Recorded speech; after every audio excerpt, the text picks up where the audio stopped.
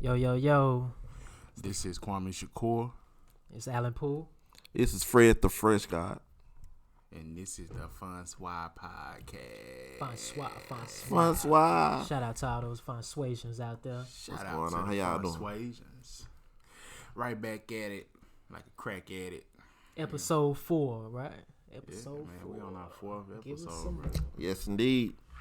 We going through it, man. Like, we actually doing it, man. Like, Oh, this yeah. This is exciting sometimes. Consistency is key, my brother. It is, man. We trying to be here for y'all, man. We know it's a lot going on. Them people locked up in the house still. So we just trying to get y'all something, to Shit, they going on that second release lockdown some stress. now. Oh, yeah. Y'all ready for that second lockdown? Nah, we wasn't ready for the first. We weren't exactly. I can't say I am. Yeah, Now. what I it can't is. say I am. Yeah. Hey, but look, we gonna get to that, man. Shit, what you got first on the docket, Fresh? Okay, this what I'm gonna bring to the table. We're gonna try some new on the Fonswa podcast. We're gonna try to switch it up a little bit and break it down into different segments. So y'all follow us and tracking what we're doing give it right some here. structure. Yeah, we gonna try to give it a little structure, man. So y'all let us know how y'all like it in the comments, and remember to subscribe and like and share. Yeah, rate Also, that thing 5 stars. but this what we gonna do Help basically. us support our babies. Oh yeah, please feed the children. But real talk though, this how we gonna start it off. I'm gonna do a segment called "For the Culture" by Fresh God, and then I'm gonna do a certain amount of time on that, and then I'm gonna let my guy Alan, he gonna do the views of Alan Poole, and then my boy gonna give us take the weather and the traffic. he might hit you with a master class also about some the stock market and stuff like that. Man, why y'all got nice names and I got just whatever? Like, Hey, G is the weatherman. I'm the weatherman.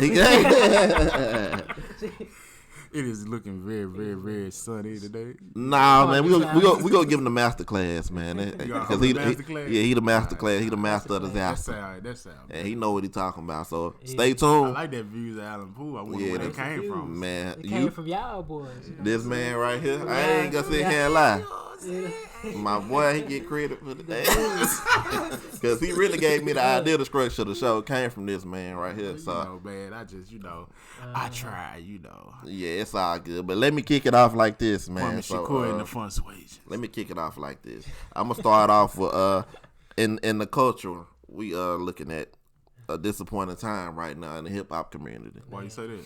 Man, Cardi B and Offset getting a divorce, man. Man. They breaking up, man. What's Black going on love. with Black Love? They Black jumped the love. broom and they jumped right back over the damn broom the other way, fucked man. up. Man, Kick that thing right out the way. But you know what? I They commend jumped that over the woman mop. though, cause she stayed right where she was at for as long as she could. Yeah, she did. With all that fuck she shit he was pimped it doing. out. She pimped it out. But you know, what I'm hey. saying?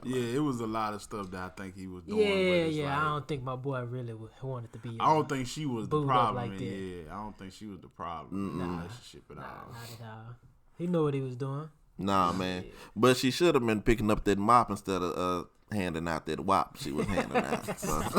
Because she say she don't cook, she don't clean, but got that ring. But Hey, it don't look like she got it no more. alright. So, But is that really on her? Because she the one divorcing him. but she might want to switch out that wop for that mop. That's all I'm saying, brother. You know what I'm saying? Or that wound for that broom. Boy, you feel me? She got to switch it up, man. either way. But look, that to me, man, I don't know about this situation though. Them celebrities' relationships, they seem a little fake to me. Like It might be fake, but maybe some fake love going around. she done led a lot of women astray out there, though, man. That's all I am gonna say about that, man. Yeah. She led a lot of women astray, man, and had them bamboozled, run amok. You feel me? Too much been going on, man. So, and we need this. We at a time right now, man. I ain't trying to stutter or nothing on the mic, but we at a time right now, man, where we need to be loving each other in the black community. We don't have no time to be really getting divided and stuff like that about, who got the wop and who got the this and that and whatever, That's petty, man. Pettiness. Yeah. Need more loving out here, man. Well, hey, man, it be hard to love people, man, when we got so many different, you know what I'm saying? Yeah. Ailments, like mental issues. We got Baggage. so Baggage, many yep, internal yep. conflicts. Has history with other females, Exactly. trauma. We dealing with, man, you said it right there. That's the word I was looking for. The trauma. It's a lot of trauma. Yeah, it is. So, females and males. But what do y'all think about monogamy though? Do y'all think that? Because I was reading somewhere where they was talking about like a lot of West African cultures, they had more than one wife. They dealt with more than one woman, and that this I whole think this. I think that ain't going in modern times right now. But That back in the day though, back when our grandfather's time, man, they had 2 or 3 women, man, and we ain't know about the other family until the funeral. You see what I'm saying? And they coming in there. And that was your granddaddy? Bro, I'm talking about everybody granddaddy, man. That's not just mine. You ain't gonna do my granddad. You ain't gonna do Hugh like that, brother. My bad, Mr. Hugh. Your granddaddy named Hugh too? Yeah, My bad. Yeah, My I got a bad, Hugh. Hugh. Your granddaddy named My Hugh? dad's daddy, yeah. Man, Hugh. hey. Wait a minute, we Shit, in hold on, like- wait a second. Hey. Hold on, wait a second now. We might have to do Hugh- our first Hugh DNA what? test on the Fonswa podcast. Shit. We got to do our first DNA test. Yeah, We're going to be back with the results. We need that paternity test. Somebody call Maury on the phone. We'll be back with them results. But, hey, I'm going to say this, just to end up on Cardi B. I'm going to say this about my boy Offset. At least she did come out and say he don't have another baby or nothing like that. He ain't, She said he wasn't cheating, but we all know he was out there doing this thing. I mean, It's they got- Offset, they man. got a, he was upset. He on Twitch, he be playing them video games. Shit, they had a video. Cardi came in the motherfucking room. He started taking his phone and trying to put it in his pocket and put it under his lap and shit. you I'm know he like, was doing his damn, what you thing. doing all that for? But With your Cardi wife still- just coming in. At least like- she had his back, bro, and was like, Yeah, she held it came down. out in the public and held it down for him, even during the divorce, man. I can't say that about her. Yeah. Her loyalty, man. Because So at that's first what's up. he was trying to fuck them African bitches. Then he was trying to fuck Asian Doll and Dream Doll, the dolls, the rappers. What? Yeah. I ain't hear about that. He was trying to get a threesome with them. getting it in. I'm telling you, boy, I mean, but Offset that's was a out lot here though. now. That's a lot though, because you give a man Offset was all trying that to type take of off. money and you give him that type of fame, man. It'll go to your head. That's a young man. brother, too, man. You know, He only, 25, 26? yeah, he young. Something like that. I man. know He Cardi fairly B young. only 26, 27. Oh, really? I thought they were older than that. I thought Nah. they were like in their I thought 30s. she was. Nah, she only like 27. Really? Yeah, I didn't know she was that young. Yeah, look that up. Oh, Shit, I so ain't she know still she got a was lot that of young. years ahead of her. That WAP still got That some. WAP still game. It's that still. WAP still got some pop. It still got some pop. I like that. It got some pop too. I was gonna say something else. I was gonna say some walls. But my bad. That's neither here nor there, my brother. Hey, moving along and She's 27 years old. for real. Yeah, that's what I She's thought. still young. Well, She's still fairly young. moving along though, man. Y'all heard about this Mike Tyson and Roy Jones fight, man. Is they And how gonna Roy do it, Jones, bro? man, they gonna do it, but Mike Tyson gonna do it. He bought it, man. But Roy Jones bagged out. Talking Mike about what happened? I said, Mike about it. Shit, Yeah, Mike about it, ride it. Man, I I'm saw talking a about. video of Mike like sparring. Yeah. And he looked like he was serious, bro. tell you If something. I was Roy Jones, I'd be like, you know what? That's what Control, I said. Alt, Delete, Look. Control. I know. You seen the videos. That was the came problem, out, though. right there. Roy came out and said he think he made a mistake, man. He don't want to fight that man. And I said that's the most cowardice thing you can do, bro, as a professional, as a man. Period. I don't care if I'm a professional boxer or nobody. If I say I'm finna fight Mike, he gonna have to kill me, man. I'm sorry. Nah, Hey, he gonna have to kill me, bro. I think it's about don't safety care. first, though. Hey, no, 'Cause he bro. looking like, Listen. I don't know if I can It die is about out there. safety, but he knew about that before he signed up for the fight, man. Before he signed the This contract, is he the had. first time I ever had to do this. The views of Fred, the fresh guy. Hey, we gonna. Hey, listen. I'm trying to tell you though. But real talk though, you signed up for a fight against this man. I know y'all remember Martin when he fought Tommy Hearns. I can respect Martin, even though his head was swollen up like that at the end of the show. Did you see Martin head? Man, after listen. he fought Tommy Hearns? But Martin went through with the fight though, man. Raw dog, the brawl for it all. You remember that? At least he went to the ring, the CBC champion, bro, the charity boxing champion. Man, it took Went that in there with Tommy man, it took Hearns. that man 5 months for his head to get back. Man, I don't listen. think Roy want to fuck up his face like that. Man, it's over with. Roy done been knocked out before. And then That'll I be his think he- first time. I think he got a lot of endeavors that he's in, so he ain't struggling for money. So it's like, man, why put myself in that type of position, man? Then you Like, up in age too, so that shit like them hits wrong gonna hit hit harder now, than, yeah, than, right. than they used to. Goddamn. exactly. Tyson hitting hard, You man. hit me now. He It's got like, that strong man. I fight for power. more than probably about 2 minutes right now. I'm gonna be.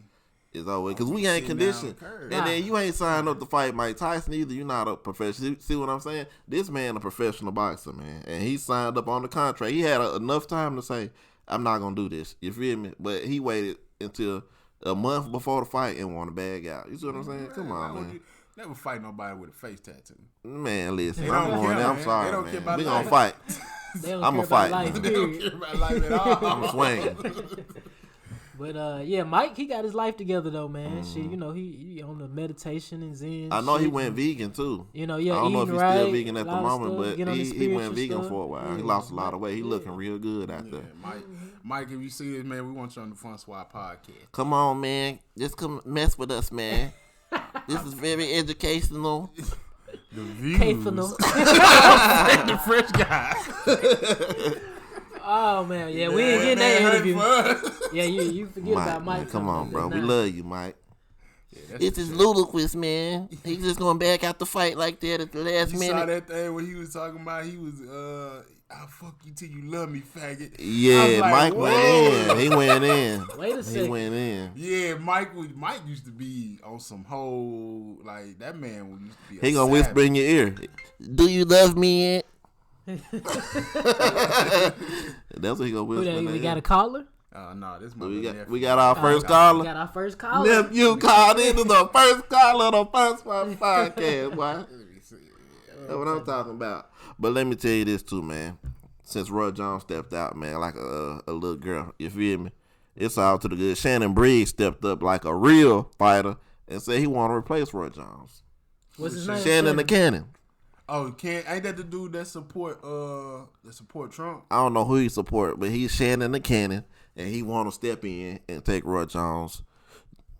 Fight Mike Mrs. Roy Jones. Mrs. Jones. We got a thing going on. We're going to change your name to Miss Jones, Roy. I'm sorry, man. I love you. You was my favorite fighter coming up, but when they asked Mike Tyson who he was fighting, he said, it's me and Mrs. Jones. That's what he said, man. Yeah, he said me and Mrs. Oh, yeah, Jones. I know my boy. Shannon Briggs. Yeah, there you go, WBO Shannon the title. Cannon. Yeah. Shannon the Cannon, boy. I He saw stepped he up. 48 years old. He up there too. He want to come in there and fight. I'm coming to the ring with him. Yeah.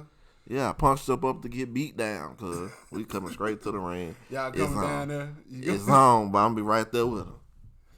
Oh, we in the damn time. Hey, caught that joker though, man. Y'all seen that, Mike? Oh, yeah. I caught that joke. It's all to the good. French guy just got wide receiver hands. He played wide receiver. Speaking of wide receiver, man, my whole team that got hurt, man. Who you talking about? 49ers, man. 49. Jimmy G went out this game. They playing the Jets today. Jimmy G went out, man. Who else went out? Kittle, he out. Bosa went out today. It's just crazy, man. Let me see what them Raiders doing. Man, I don't know, but everybody out. Mostert is out. So most of our team, Richard Sherman out. He out. It's over with. So, and I'm a diehard 49er fan, man. But since we're on sports, it is what it is. So we play tomorrow against the Saints. We play Monday Night Football. Man, that's all to the Which good. we gonna dominate. We gonna beat the Saints. You know what I'm saying? Drew Brees, get ready to say who that. It's the Raiders, brother. That's who it is. That's who's at your door right now. You know what I'm saying? The Raiders. Oh yeah, man. You know, Man, Carr's it's gonna- over with. What? The Raiders, man, it's trash. The views at Kwame Shakur do not reflect the blood fresh guy, man. Dang, all Champions right. out I'm there. telling these folks right now, we winning tomorrow, man. We blowing them boys out. Talking about who that. Hey. You know who it is, boy. It's the Raiders. Raiders. I'm gonna talk about something else too, though, my boy. Since we still on sports, man. LeBron James, man. Do y'all think he the GOAT? Or if he win this year, will he be the GOAT, or he still just be? He'll never be the GOAT. He'll be LeBron James. Just Jordan still. will always be the Yeah, that's what I'm saying, man. The GOAT. Yeah, as far as Nah. the period. He been the best player for the last 10 years. Yeah, right now, yeah, I say he the best or one of the best. Now, if you talking I think he about number like two. socially, like with activism, Yeah. he in basketball, he is the GOAT. He like Ali or Yeah, something. he the with GOAT. that. I think he's the best human we've had play basketball and be the best at it Yeah. so far. I don't know. I think Kareem Abdul-Jabbar might have gave it. Nah. Kareem was doing some major things. Oh yeah, most definitely. Kareem was in the civil rights and all the activism and He was everything. in But there. But so is LeBron. he opened the school up and Exactly. everything, though. That's checkmate for me. Once you open up a school in your own hometown for the kids like that, Yeah. then it's They free. had won me over too. They won me over. I ain't Yeah, gonna say him. Bro, I like Jordan the ain't fact- got none Nah, of that when it I comes to did that. see that little video where he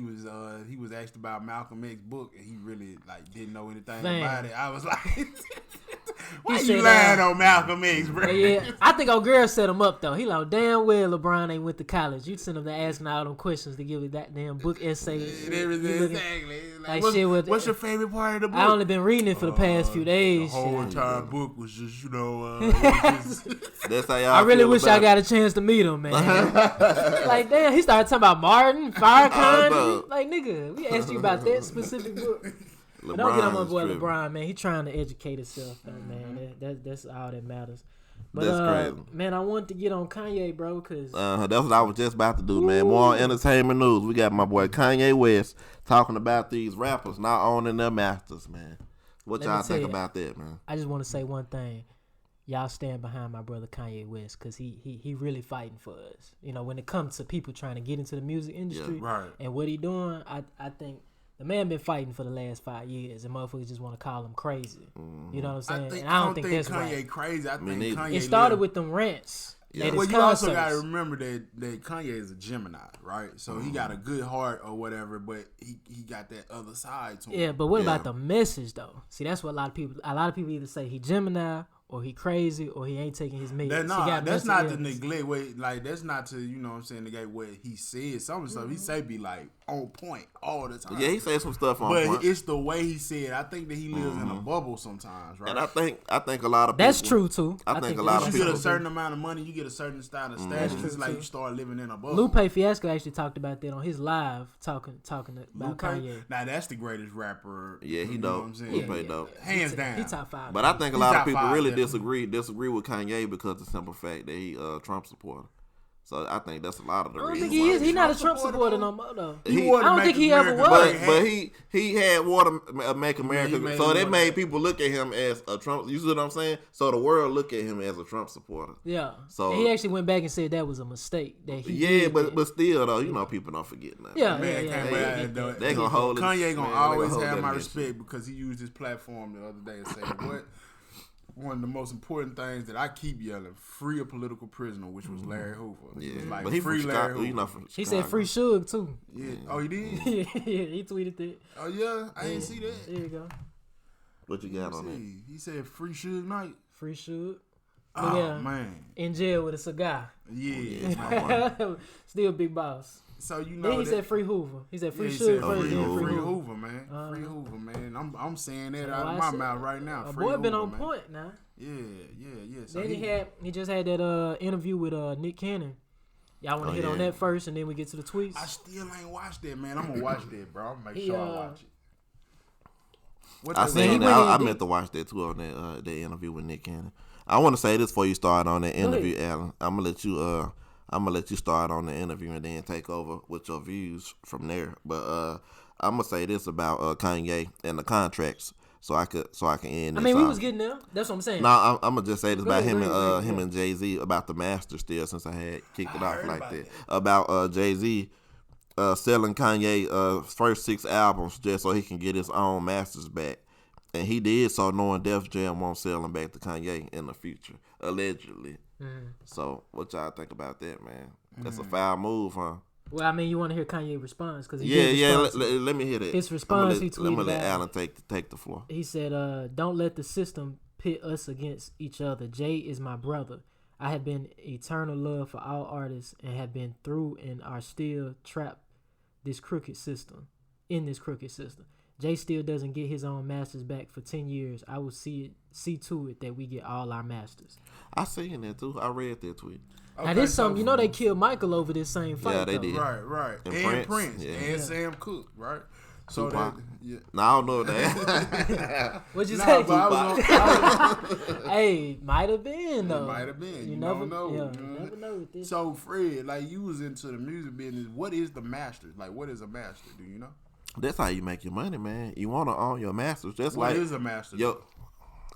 Like verbatim, I'm not going to just give you the definition. I'm going to just tell you that your masters is like your original copy of your music, man. You can make so much money off your masters. This not the definition verbatim like I was saying, but I'm going to tell you what you can do with your masters, though. You can make so much money as far as like movies and commercials and everything, man. You can do a lot with your masters. Ain't this like the original, like Yeah, stems? it's the original. How Yeah, we act on- it's the original copy of your music. Like what we doing right now, recording with this content. This is our masters. And if we were to sign a contract with somebody, just to give you an example, we can lose our masters if we sign the wrong contract. Like Charlamagne was saying with his new podcast, it's not what you owe, what you work for, or whatever. It's what you negotiate. At the end of the day, and you can lose your masters if you negotiate poorly. Okay, so here's the Google definition. In the music business, a master recording is the official original recording of a song, sound, or performance. Also referred to as masters, it is the source from which all the later copies are made. Master recordings can be distinguished as tapes, discs, Pro Tools session files, and Logic digital Pro, formats such as MP3s. Yep. Pretty much your digital So, like you audio said, workstation. like you said, the original project. Yeah, the original recording. That's what you want. That's why they were saying like Tupac masters was dope because you had people that be wanting to put stuff under. I'm gonna give you an example. Another example. NBA YoungBoy was willing to let his next release, his next 4 releases, go to Atlantic for free, so he can get his masters back, and Atlantic declined. Yep. So they that's say how. rather give them what, 20 million, 10 million, something like that. But that's just how important your masters are. Because that's the source of everything. That's right? the generational wealth. Yeah, but that why you even think? after you dead, you still making money? Out Yeah, of but it. why you think people sign their masters over though? Like, what y'all think? I think it's ignorance. But Nah, yeah, I it don't could think be. it's ignorance. It could, some, I don't think it's sometimes I it think could it's be. either ignorance or desperation. Yeah, I think it's the either desperate one of too. I think it's mostly desperation because a lot of people, like I said, I was talking to Fred before the podcast. A lot of people can't afford Yeah, they can. to turn down $500,000 on an advance. You see what I'm saying? It's Yeah. like if I'm late on rent, mama still live in the hood. You know what I'm saying? We poor as shit, and the label come to you, bro. Listen, we want 4 albums over the course of 5 years. It's a 360 deal, but we gonna need this $500,000 advance, and we need to recoup on your budget. You gonna say shit? Fuck it, I gotta do what I gotta do, get my fans up, and then I'll work on that later. But see, after that's how Master P made so much money. When he was starting off in the 90s, he said him and C Murder flew to New York, and they offered them $1 million, a $1 million contract, and he flew right back to New Orleans, got on the plane, flew back, and declined the deal. And C Murder was like, "Why you decline $1 million? You know, when we don't have any money, we flying back with $500 in our pocket or whatever he had." And he was saying, "Man, if that man offered me $1 million, you know how much money we can make." Exactly. And how much money they gonna make That's off what I'm us? saying about your ignorance, right? Because that's ignorance. Because some people, like you said, it's either desperation or ignorance, in my opinion. Because if you got desperation, then you'll do it. But if you got a mindset to say, "Hold on, if they offering me this much, how much am I really worth right now?" Yeah. You know what I'm saying? Let me reassess myself and figure out why they find so much value. Because the record label is nothing but a bank. So they not finna loan. It's just like with a bank loan. They not finna loan you the bank unless they see some type of return on their investment. They can foresee it, right? So when the record label give you $1 million, like Chief Keef, they gave him $1 million up front for Finally Famous when he first came out. But they already knew. I don't like all this stuff that he was putting down. It was going to eventually, you know what I'm saying, Classics. come back. Yeah, for classics. years to come. Yeah, years to come. So, I mean, shit. To me, if y'all want to run down these Ye tweets right quick, Go ahead. he had said some more stuff, man. He say, he actually just went on a little rant 2 hours ago, but I'm gonna start from the back. He said, Universal sold Tencent, a Chinese company, 10% at a $33 billion valuation. Principal is Vincent Bollare. Universal owned a chunk of Spotify that was given to them for agreeing to a license artist masters flowed through nothing to artists. So that's another big thing is the labels actually owning the streaming sites, having a percentage in the streaming. So it's really like you the middleman as the artist, but your label and your really you're not the middleman. The label is the middleman, and the streams come from them licensing that your music out and your masters, which is kind of fucked up because that's that whole thing going like, what's the value on the stream? You know what I mean? Like how you gonna sit up here and tell me 1,500 streams equals one album sale? Like who came up with the numbers? You right. Don't nobody know. They came up with the system, man, so they can win off of it. Yeah, but it's like how can you negotiate with a company when they already have certain things that's set and you like, hold on, who told you that was what it was? That's why it's so important, man, own your own stuff and move like you want to move, man. The importance of ownership, right there. So yeah, Ye That's just real going important. in. You know, he just pretty much. We're going to transparently change every album deal, every publishing deal, every merch deal, every touring deal, except for Drake's deals. Just kidding. I love Drake too. Our artists must be free. All artists must be free. Yeah. So he fighting a good fight, man. He is. Like I said, protect that man because, like I said, there's many before him that fought that same fight that ain't here with us today. So yeah, I'm rooting for Kanye, man. He one of my favorite artists, man. Like behind Tupac and Andre 3000 and Scarface, Kanye up there too, man. One of my favorite artists I listen to, man. I mess with Kanye. He was tripping the other day too, man. I don't know if y'all heard about this. When he pissed on them goddamn Grammys, man. He pissed what? He said he was pissed off, so the Grammys got pissed on, man. Oh, he pissed on them Grammy awards. Yes, he put him in the toilet. You saying that he was in the toilet? Yeah, I'm with that. But I'm trying to figure out fuck these award companies. You right. And shit, man. You right. Fuck that. If it ain't a Soul Train award, I don't want it, man. Yeah. And shit. Even that's bought and paid for by white folks. It is, but you know, it's the Soul Train award look good sitting up on top of that. Sitting on top of the refrigerator. Yeah, it's like shit. We don't even have our own award show no more. That Soul Train award look good sitting in that China cabinet up there. Yeah, it do, don't With the China you can't eat off of, they're just sitting there. Hey, shit, but what Drake he eating off them $1 billion Spotify plaques and shit. Yeah, Drake eating good. And those deals really not good, man, unless you a big artist like Drake and J. Cole and Kanye West. You see what I'm saying? Mm-hmm. So it make a difference, man, with your fan base. Artists starting off, man, they don't need no record deal. In my opinion, you don't need a record deal, man. That's a lot of where it started, though. They get these, like, mom and pop type record label deals and then go get the big label deal, but you still under your original deal. You see what I'm saying? Yeah. Like I made the Stallion. That situation. Yeah. You know what I'm saying? They had been signed her when her mama was still alive. Before she had the Bad Bougie Ratchet, whatever fuck that song. Before I'm telling you, it was a before bad she really deal. had a hit. Yeah, it was a bad deal, but at the same time, they was putting their money up front investing on her. Exactly. So they really didn't So know how if do she you was going to deal be a with hit or that miss. before you even have a I hit? mean, They offering you money. That's what I'm saying. Like they were paying for a lot of her like original Touring recordings, and touring. Out their own pocket. Yeah. So I want my money back too. I'm sorry. Yeah. Well, yeah, that's an investment, right? Then it's a black label, It is. so it's kind of any like investment, you want your money back. yeah. I mean, it's the music business, bro. Yeah, it is a I black think label so too, many yeah. artists don't realize It's like business. this is a business before it's music, but then right after the music, it's the business. And a lot of people were saying her deal wasn't even that bad That's what I compared to said, like too. Some people industry standards. like they the want 360 deals where they eat off everything. Nah, that's dude. that shit right there. They Crazy. eat off everything. They It was used to saying be it a was- time like they just got off of your masters or Yeah. whatever. Now they eat off your tour, and your touring was Merch. for you. Yup. Your merch, your touring, all that. They eat off Any everything. endorsement you have, Yeah. they eating off everything. They eating bro. off I everything. just They were saying her deal was worse than a 360, but I don't know. they did. I heard other stuff. I heard they were saying shit. I They don't know. offered her I seen half, some- 50% of her masters ownership or some shit. Okay. He was offering. What's dude's name? Craig. Shit, don't To make the me label. lie. I know he's out of Houston. Yeah, what is called his label with 1501. 1501. 1501. Yeah, that's it. That's it. So Don't make me dude, lie on these folks. I think what's the name? Prince Jr. Jay Prince. Jay Prince reached out and Yeah, helped him out and stuff. Just Yeah, with the because I legal mean, situation. you gotta realize one thing about Jay Prince, man. He's a businessman all the way through. You know But he what like I'm to see black people win. Though. saying? He like to see people So win. a black label head that was like him laying like, well, you're not gonna blackball somebody else that's black in the industry, even though it is Meg and she making a big social media deal out of it, going viral and shit.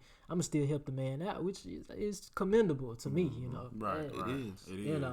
Hey, It is. I just think I would like to see more artists just get your books, man. Hit them books, bro. Like if you gonna call yourself being an artist in anything, whether it's gonna be music, whether it's painting, whether it's whatever, find out what the business is. Find out your percentages that you're supposed to be getting, so you don't end up out here just looking crazy. I was talking to a dude the other day, and stop putting limitations on yourself. I was talking to this artist the other day at the barbershop. He let me listen to his song. And I was like, yo, like, the way that you come in on things, why don't you think about doing stuff like this international? Why don't you I think we get so fixated on like trying to do stuff that's like Local. that we don't think about, man, we can do something international. I was looking at the Busta Rhymes video, A-Rab Money, and he invented the dance, and he was talking about A-Rab, and it was all this, but then at the end of the video, he was showing himself in Dubai with A-Rab doing the dance. That's a power move. You know what I'm saying? That's you thinking outside the box. If you're an artist, think outside the box, man. Figure out, because this world is so big. Like, I know we don't like to talk about dude, but Tekashi was big in Russia before he was even known in America. Yeah, he had shit concerts in Czechoslovakia and shit. Exactly. Because he was catering to that demographic. He was shooting towards that demographic. So, I mean, you can. I know people that's like K Reno, who a lot of people don't even know right now, right here in America. But he's one of the oldest rappers, one of the best rappers, one of the most hardest lyricists, if not the hardest lyricist. The man got over 40-some albums. And he's right here in the South. But I know a lot of people who don't Independent. Yeah. But when you That's go the best way to overseas, they know K Reno. Yeah. You go to Europe and all that, they know K Reno. It's not always about getting a deal. You know, that's one thing about it. The independent route is a long game that you got to play. You see what I'm saying? A lot of people say, you know, it's this book. They got 1,000 true fans. And they say as long as you can hit 1,000 true fans, them 1,000 people, they super fans, they going to reach out to 10 more people. And that boosts your shit up to 10,000. And them 10,000 might reach out to 5 or 3 people. You see what I'm saying? So it's just, like I said, having your cult following, I feel like it's the best long game you can play. You know what I'm saying? That's what Triple X had. That's what Dolph got. Yeah. That's what a lot of these. That's what Tech 9 got. Bro. Yeah, Tech 9. Yeah, I was thinking Tech 9, man. Tech 9 got that out my head. Crazy. You are crazy numbers. Shout out to our fans too, the Fonswages, man. Fonswages, we love that's y'all. What I'm saying. Man. We need that cult. We care about y'all. We trying to build our tribe of Fonswages. Gonna take care of y'all like this. Just get us some more followers and stuff, man. That's it. Share this with the fam. Please. But man, moving on. So we can feed our babies. We doing bad. Fresh guy just got here, you know what I'm saying? Rough, man. Came up here in the 1996 Pontiac. I did, man. They got 2 hubcaps on it, man. 2 hubcaps. 2 donuts in the back. Man, don't lie to these folks, man. My boy Alan Poole got that full tempo outside. Motor knocking. That new 08 Prius. You know how I rock with it. Man, we got shit y'all heard about your girl RBG. This was in the news. Okay, go ahead. Ruth Bader Ginsburg. Ruth Bader Ginsburg. Okay, Rutabaga. Okay, all right. Now that was you said that was the Supreme Justice that Trump was waiting on. He might have replaced her, and she ended up just passing. Yeah, I think that's gonna be very impactful for the country because, like we said before, they want to wait until after the election, right? Because Mitch McConnell, he wanted to last year. I mean, before Trump got in, he was like, "Yo, let's wait to put in." You know, he didn't want Obama to assign a Supreme Court justice. He was like, "Wait till after the election." But guess what? Now that the shoe is on the other foot, and it's with Trump, he's like, "Nah, let's do this right now." So that lets you know how the Republicans get down. They cutthroat. They like, "Yo, they finna put somebody new in right now." Well, Trump said he wants to put a woman in, but at the same time, it's like whoever he puts in is more than likely going to be a conservative, which is going to change the whole entire Supreme Court, you know, for at least a decade, right?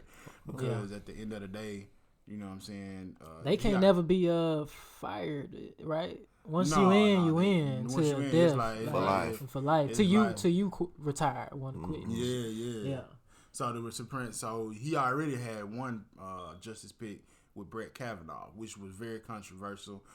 I heard a lot about of stuff coming out by Brett Kavanaugh dealing with rape. They saying that he raped somebody back in high school or whatever. I think it was either high school or college. So, dude, he already had some sketchy dudes that he already picked with Brett Kavanaugh. And now people are looking at him like, okay, so who you gonna put next? But whoever he puts next is going to put this whole entire country on a whole different path than what it was. Because with Ruth Bader Ginsburg, she was more liberal. She had more of a democratic, you know what I'm saying, position. And versus these 2 new picks would be conservative, making a lot of laws that would be more geared towards that leaning right instead of left. So this is a change in time in our country, man. This is something that's like serious. If you plan on staying in America, it's gonna be like, just get ready, because it's gonna be a lot of stuff that was once deemed okay that the Supreme Court, if they get their way, it's gonna be different now. You know what I'm saying? So, but either way, for a lot of people that I know, things never change. Nah, like I said, that's why I don't even get into it. Yeah, my bad. That's why I don't even get into it. But should we gonna move on, man? They said up to 95% of 2020 U.S. riots are linked to Black Lives Matter. What y'all think about that? I don't think so. You I think people put too much. I think people see black people doing stuff and then they just automatically say Black Lives Matter because they black. Not black people. Black Lives Matter protests. The movement, yeah. The movement. Because, Yeah, you we know, right touched on now this it's more before. white people on the streets with the Black Lives I Matter. was just gonna say, you see a lot more white people. Yeah, out so here. I don't think it's necessarily a race thing. I think they're just saying it's linked to that protest, to that organization starting those protests. And then usually those protests end in riots. That. I think it's hard for you to put that on them just for the It simple is. fact that you don't know, when you start a protest, it ain't like it's like uniform and everybody knows everybody. People come in, they say, hey, we're gonna have a protest. People come in, agents can come in to start disruption, to make things look bad. People can come in Folks that just got have off their work. own agenda. Y'all protesting, bro. I just got off my shift. Yeah. Hey, but let's get it. I can I'm read not something here. to shed a little light to that. ACLED, which is the Armed Conflict Location and Event Data Project. The data, it shows that the nonprofit organization that tracks conflict within the globe, and they said the project spreadsheet collecting tens of thousands of data points documents 12,045 incidents of civil U.S. unrest from May 26 to September 5th, 2020. They said 633 incidents coded as riots. 88% are recorded as involving Black Lives Matter activists. So I guess that's where they getting their numbers from. So that's a nonprofit. This is a nonprofit organization that tracks. So that means they're funded by somebody. Who are they funded by? Probably the government or something. Who knows? That's what I'm saying. Like a lot of these databases and these companies, I mean these foundations, these nonprofit foundations, they're funded by like right wing, you know what I'm saying, think tanks, right? And that's another thing what I was saying about the whole George Soros information. Right. Like you said, somebody has to be funding that Funding it, study. yeah. Somebody That's has to fun. be Funding funding all these this stuff, protests, right? like I said. So yeah, like I think it's just rich people using their money to, you know what I'm saying, inflict their will. You They know ain't what I'm got nothing better to do. They ain't got nothing better to do but control the world. I'm gonna say this though, man. If you got, if y'all had that type of money, but y'all be out here messing with people, bothering folks, man. Or what would y'all do if y'all had the money, man? If y'all had $1 billion tomorrow, what would y'all do with the money? What would I do Yeah, personally? Cause or what like would you said, a lot of people funding these agendas out here. So it's like pointless to me. So it got to be a reason why they funding these certain agendas. You see what I'm saying? It's power. Yeah, you're right. You know, power is always hungry. a reason. But what would y'all do with the money if y'all had that type of money? Would y'all be out here funding retarded stuff? You feel like Black Lives Matter, stupid stuff? Or would y'all be trying to make like a real change in the world? Like, what would you do, Kwame? Start like for me personally, I don't know what I do because I know that power go to your head. Like I'm cool, I'm Kwame right now, but you give me $50 billion and then you tell me, okay, go crazy. You know what I'm saying? You might go crazy, fam. Like you might be a decent person at first, but then money, fame, all kind of stuff, it'll change you. So I don't like to just be like, oh, this is what I would do right now. As the individual I am right now, I would start opening up tech STEM programs around like in urban areas. I think you would still do that though, even if you had the money. That like if you had that today right then, I don't think you would go crazy. What would you do? Me, I'd be scared to spend it. Me. What would you know try what to I'm like invest in? What would you do with them? What you think? I know I try to build a school. Just recreate the what you would do, Fred? whole education program. I'll be in the French Riviera. I'll be in that Look, he asked everybody just to get to him on that. That French Riviera. Real talk. I though. knew he was gonna say that. Hey, nah, but He's what gonna I- be in a French Riviera, What I do though, man, sipping pina coladas. I would buy some land like on the coast, like the Ivory Coast of Africa or something over there, man. One of those countries. That's you know. dope. That's dope. Or Like, Buy whatever. yourself So, an island. yeah, I be chilling. Like I buy a whole bunch of land and chill and grow some agriculture, man. You know, grow my own food, have my That's own. one little thing food in source world going. hunger. That they say that shit actually easy. It's like I have my own a water couple source, billion. man. I switch the water, use source or whatever. that's why I my like what community. Akon doing, right? People talk about Akon Exactly. because he did what he did with Tekashi, but it's like, do I stay loyal to this street code Yeah. and live at the bottom with y'all, or do I sacrifice this street code that really don't mean nothing at the end of the day? Because I don't even want to get into that, but or do I take that money that I'm gonna get from that and invest in like somewhere like in Africa with people who really are suffering? Because See, in Akon America, was we like- let me say in go America ahead. we think that we got it bad. Like Yeah. we in the projects, we in the hood, Nah, we not. bro. You go to some of these places and you get identified I with seen some the of these first other hand, places. man. Different countries, man. People they doing bad, man. trees don't Trash even all grow. on the streets and the road and stuff, man. It's Yeah. crazy. They don't have clean water. Sure Like don't right have now, that. if you live in the projects, you can still get clean water. They don't have a decent roof over their head. Like some stand halfway built houses and stuff like that, man. The projects or the ghetto in America is a 4-star hotel. It is compared to to certain them. They love places it. and other places, bro. Like, That's why a lot of foreigners come over here, man, and succeed because they used to dealing with stuff way less. Like I was listening to Wycliffe, and he was in Haiti. He didn't have nothing, man. He was like they barely had a roof over their head. They don't have running rained, water. man. When it rained, it used to rain on their head in their house. You see what I'm saying? So when he got to New York and to get over there was man. a It was cakewalk. easy for him. Yeah, it's like, you know, then He that's turned what I'm out to be saying. Wycliffe That's John, why, who we know today. that's why I feel like what Akon did, I do not blame him because it's like he know like this world is like real serious, and what y'all trying to fight over and preserve, it ain't hitting on nothing because the street code ain't saving nobody. What does the street code ever save? It ain't saving nobody. It's not doing nothing to our communities except for helping people who already are helping to destroy the community stay safe. In my personal opinion, that ain't Fred the Fresh Guy opinion. That ain't, you know what I'm saying, Alan Poole opinion. That's my opinion, right? So I'm just like, for me, I don't see nothing wrong with what Akon did, just simply because he took that money that he got and he's gonna feed countless families. He giving electricity, something that we take for granted. We take for granted that we got Wi-Fi. We take for granted that we got access to the internet. There's a whole portion of the world that has none of that. You feel what I'm saying? If you look at it, shit, Akon is actually where Kanye West want to be in the next 10 years. Really, With the Akon City, that's exactly what he doing out in Wyoming with all them All that hundreds land and he bought, thousands of yeah. acres. I know a lot he of got. people, they talk about like, well, he not doing it. moving He out dealing with the Chinese, and it's like, bro, you gotta have investors. You got to.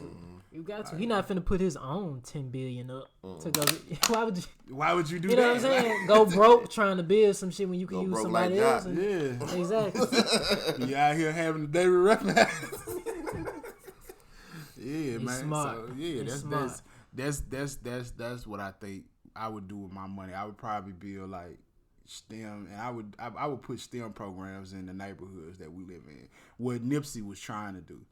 Nipsey was trying to put STEM programs because he understood that the world is going towards technology, and those who don't know how to code, those who don't know, who ain't up on the technology, they become slaves to it, right? Yeah. So that's what I would do, because I would put that out there because I feel like that would actually help free us in a real way, not like you know what I'm saying? We'll let you come over on the island with me over there, on my land, and we work some stuff out, man. Yeah, so we can both be in a French We Riviera. go fishing and everything out there. Be talking, shooting dice with the big boys. I'm talking about with all them boys. We got Jeff Bezos on the Jeff ground. Bezos and the Warren Buffett out there. Exactly. Warren out there with the Lucy behind his ear, with a do-rag on, shaking it up. Come on, baby. One more time. My Mama children- need a new pair of shoes. Exactly. Seven. Fonswa. Man, right now we got it said George Soros funded Transition Integrity Project has plan in place to remove Trump from office whether he wins or not. So this is a one of those funded organizations again. They got they do scenarios with everything before they actually go out and execute. That's with 9/11. That's with COVID. You know what I'm saying? They do exercises. You know what I'm saying? So in this one, they said cognitively challenged Joe Biden will step aside to make Kamala Harris president. This is also part of the Transition Integrity Project. So pretty much what they're saying is that a group funded by George Soros for the Democrats used a role-playing game similar to a military-style planning exercise and concluded there would be a very disruptive and lawless 11 weeks between Election Day and Inauguration Day. Just want to hear y'all thoughts on the civil unrest, on what people got planned if Donald Trump doesn't get removed. It wouldn't be no unrest if they just stopped shooting people like in the back and Yes, doing all they this doing craziness. too You much, know what I'm saying? Then Like, turning But the now it's blind more eye. political. You know, Yeah. they got the civil rights side. We know that. You know, that was the initial start. But now they making it more, okay, if you don't fall in line with our politics, we going to start rioting and burning cities down now. Like kind of militarizing the rioters and looters. So, I don't know, man. I don't know how I feel about it because at the end of the day, like I said, man, a lot of this stuff wouldn't be going on if they would just deal with the problems at hand, and that's the fact that they over militarize the police. yeah. They do. Right.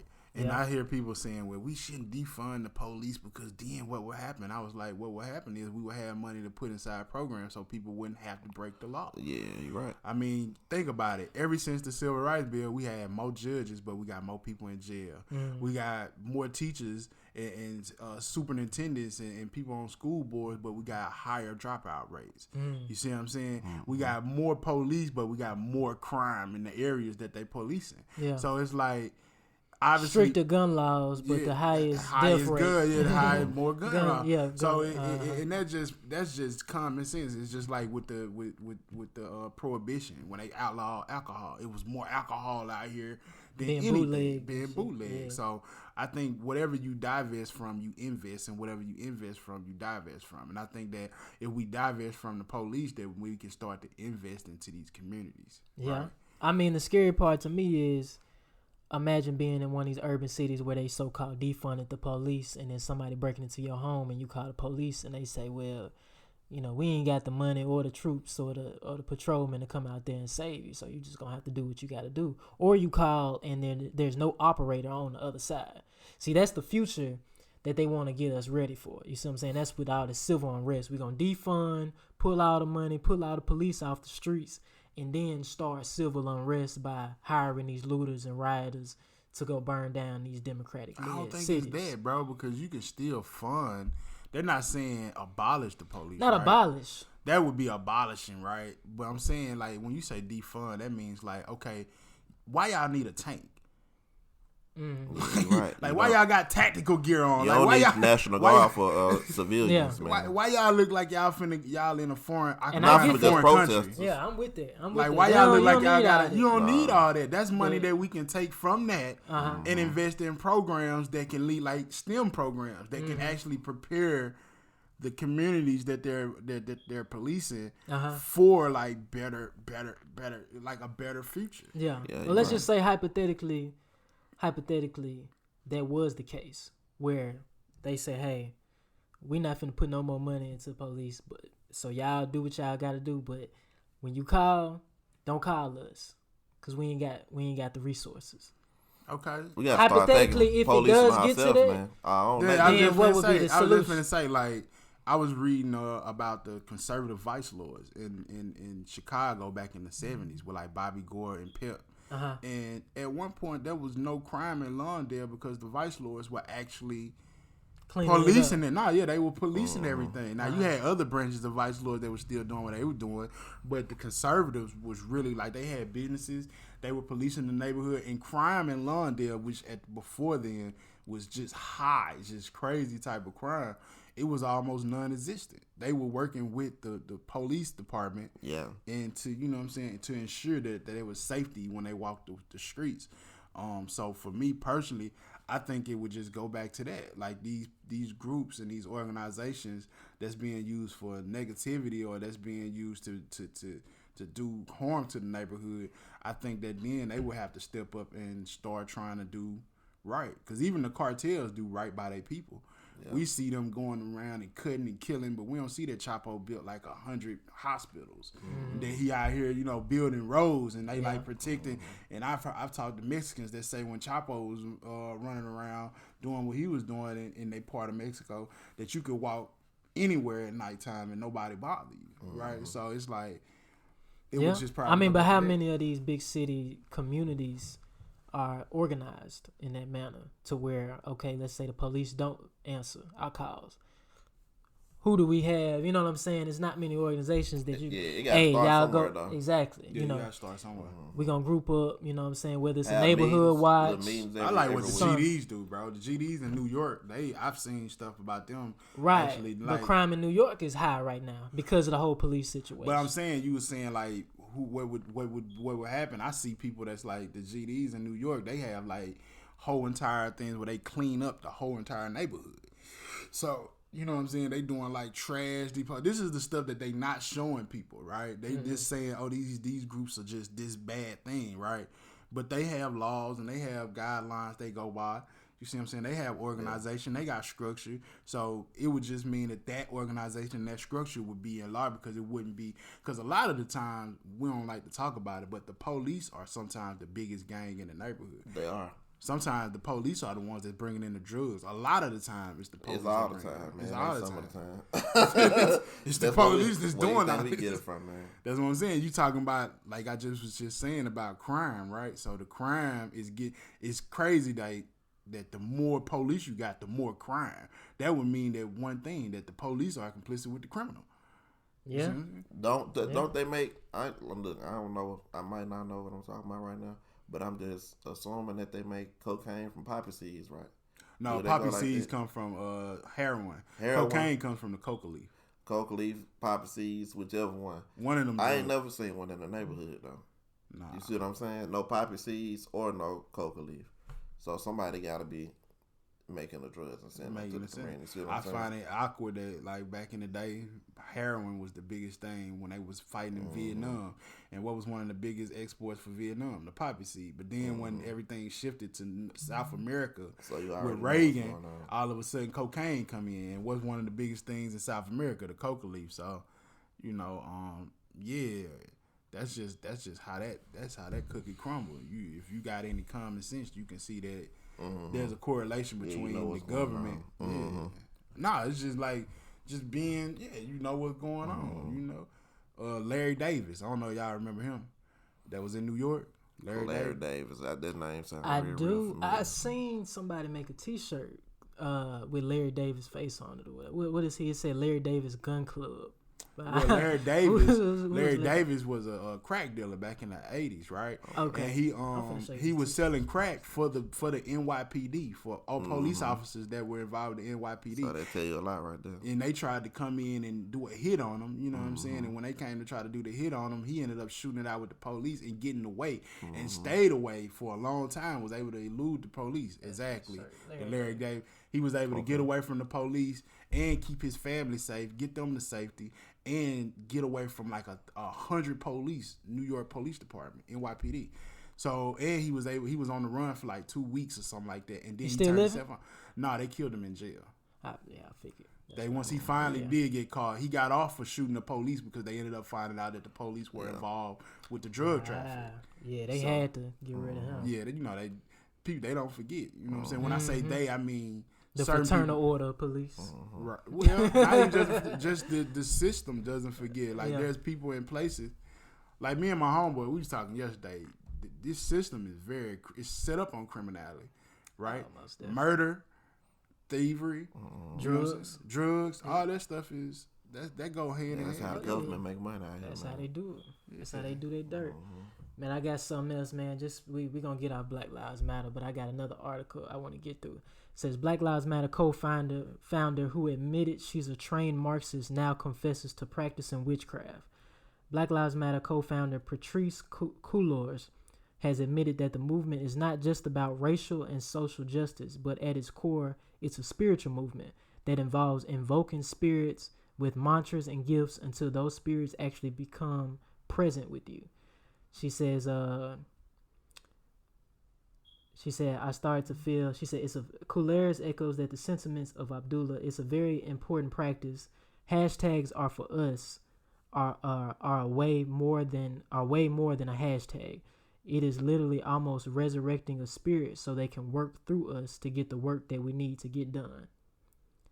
So what y'all feel about? And then they actually had a ritual that they did. They had some weird shit going on with some wings and some makeup. I don't know if you can see this. Man, they got a whole video, man. It sound witchcrafty, but I don't know, man. Witchcraft it sound kind of crazy to me, but at the same time, check out that picture. It could be bad, and it got its bad parts and it got its good parts, man. Depending on how you look at it. I mean, how you feel about somebody over an organization so big to be talking about, you know what I'm saying, invoking spirits of the it's crazy when you folks. talk about invoking spirits for reasons like that. Activism reasons. Yeah, for activism reasons, man. But cause I mean, y'all know me. I'm on the occult side now. Don't get me wrong. I ain't scared. I ain't on no Christian mindset to where I mess with the spiritual side, but then I ain't on the Christian side either, man. But I'm on the spiritual side, but I don't know, man. I don't know how to look at it because I really don't call on spirits. You see what I'm saying? I think it's another level when you start calling on evil spirits and stuff like that. I mean, like I said, you can call on your ancestors. Yeah, it's different. Different spirits is fine, but as far as an agenda for Black Lives Matter, then you already know you funded by a white man that has an evil agenda behind him, and it's like, fam, now you putting the spirituality into it. That's, like I said, kind of sound demonic. Right, right. And I don't even like the word demonic because demons can do good work too. You know what I'm saying? That's just me, but I might be getting off on a little deep end on that. That's the views of Alan Poole. Remember, we under the views of Alan Poole. Nah, for me, it's different. I have a whole different. Yeah, go ahead. Right? What you think about it? For the simple fact that, like, you talking about Black liberation, right? So Black Lives Matter, you don't want to play with no spirits either. Period. If you don't know what you're doing, that's what I'm saying. But you're talking about Black liberation, Black people gaining some type of liberation, right? And then you start thinking about, okay, historically, when did Black people ever get liberation? Haiti. When did they start getting the Haitian Revolution? How did the Haitian Revolution started out? Right. Dutty Bookman, who was a voodoo priest. Right. So he used those type of things. We're calling it witchcraft, but it might just be another form of that's what I was saying. That's why I was like leaning Haitian spirituality. Haitian spirituality, right? That's all. So I'm kind of kind of funny looking to us. It just sounds strange because we're not familiar with it. Right. It's just like the Western way. It's just like we was talking about with the monogamy. You know what I'm saying? It's like back in polygamy. Back in West Africa, that was normal. That was seen as something that was culturally acceptable because for some reason they just felt like that was the way things were. Mostly because women have always outnumbered men in a lot of places. So in order so every woman could have a husband, they would have to share one, right? And it just was better because one wife might not be feeling good today, so the other wife pick up the the slack, and then another wife might have something she needs to do, and so she watches the other wife watches the children. I'm gonna tell you, pre-patriarchy, as far as the God being a man, or they call him he, or a lot of men being priests and things, they worship the woman. They worship Isis. But even before Isis, they worship Allah, which is A-L-A. Right. Which is a female deity. Right. You know what I'm saying? They say arm, leg, arm, head. Arm, leg, arm, head. That was more Islam. That's more but Islam. ALA is the African goddess. You see what I'm saying? And she was the creator of this so-called matrix. But getting back to this, the Black Lives Matter founder takes part in a bizarre occult ritual. That's on the 15th of September. I just want to say, what are your thoughts specifically on somebody being ahead of that organization practicing occult rituals in the name of Black Death and using those hashtags to invoke spirits?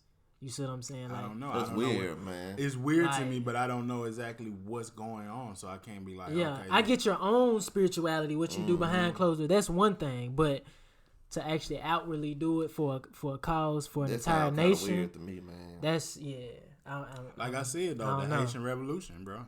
When you start talking about Black liberation, you're talking about the only time in this on this Western Hemisphere that black people were liberated from slavery by themselves. Like when they literally liberated Right. themselves. But that was independent and funded by the Haitian people.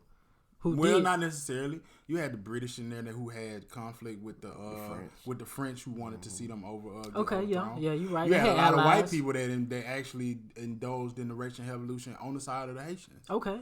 And matter of fact, it's so crazy that once they were allies. once the Haitian Revolution was kind of like over, once they had defeated the French, a lot of the white people got determined as black. They was like, nah, y'all black like us now. Because y'all help fight with us and everything, so y'all black. Like, they were like black. Yeah. Act like they do. Exactly. You You know what I'm saying? Eminem. Eminem, MGK. Y'all was allies in y'all previous life. Might have been. Yeah, so yeah, that's how I feel about it though. Like I feel like exactly like it's weird. It's a little off, but that's what we used to get black liberation back in the Haitian Revolution. No, the Haitian Revolution. Yeah. The only time that we really freed ourselves and actually had our own thing going, like to me, it's like it's a double-edged sword. Cause I believe in using your black powers, black spiritual powers, and witchcraft and occult and spirituality for manifesting what you want in your life. But to me, you know what I'm saying, that them girls that started the Black Lives Matter Foundation, they got a whole nother agenda that probably ain't agreeing to general black folks. You know what I'm saying? Like, that's just me. They got on the doctor about the COVID. You remember that? The COVID doctor? You talking about Dr. Fauci? Nah, the black lady.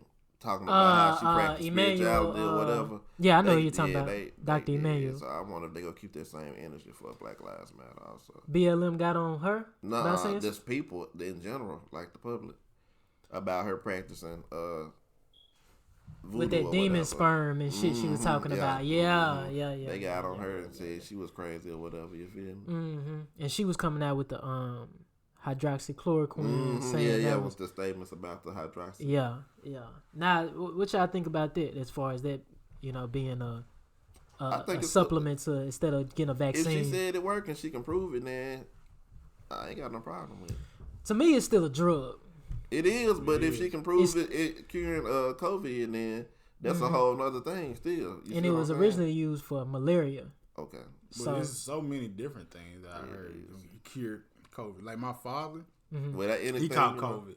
And he was like, he just took some vitamin C. C1000. So the C1000. He took that. He said that helped him like kind of knock it out. So I think it really has to do with like your pre-existing conditions. If you already have bad respiratory, he didn't have bad respiratory. But if you got bad respiratory, you got all these other underlying ailments, then it's gonna be rough. It's gonna be rougher for you.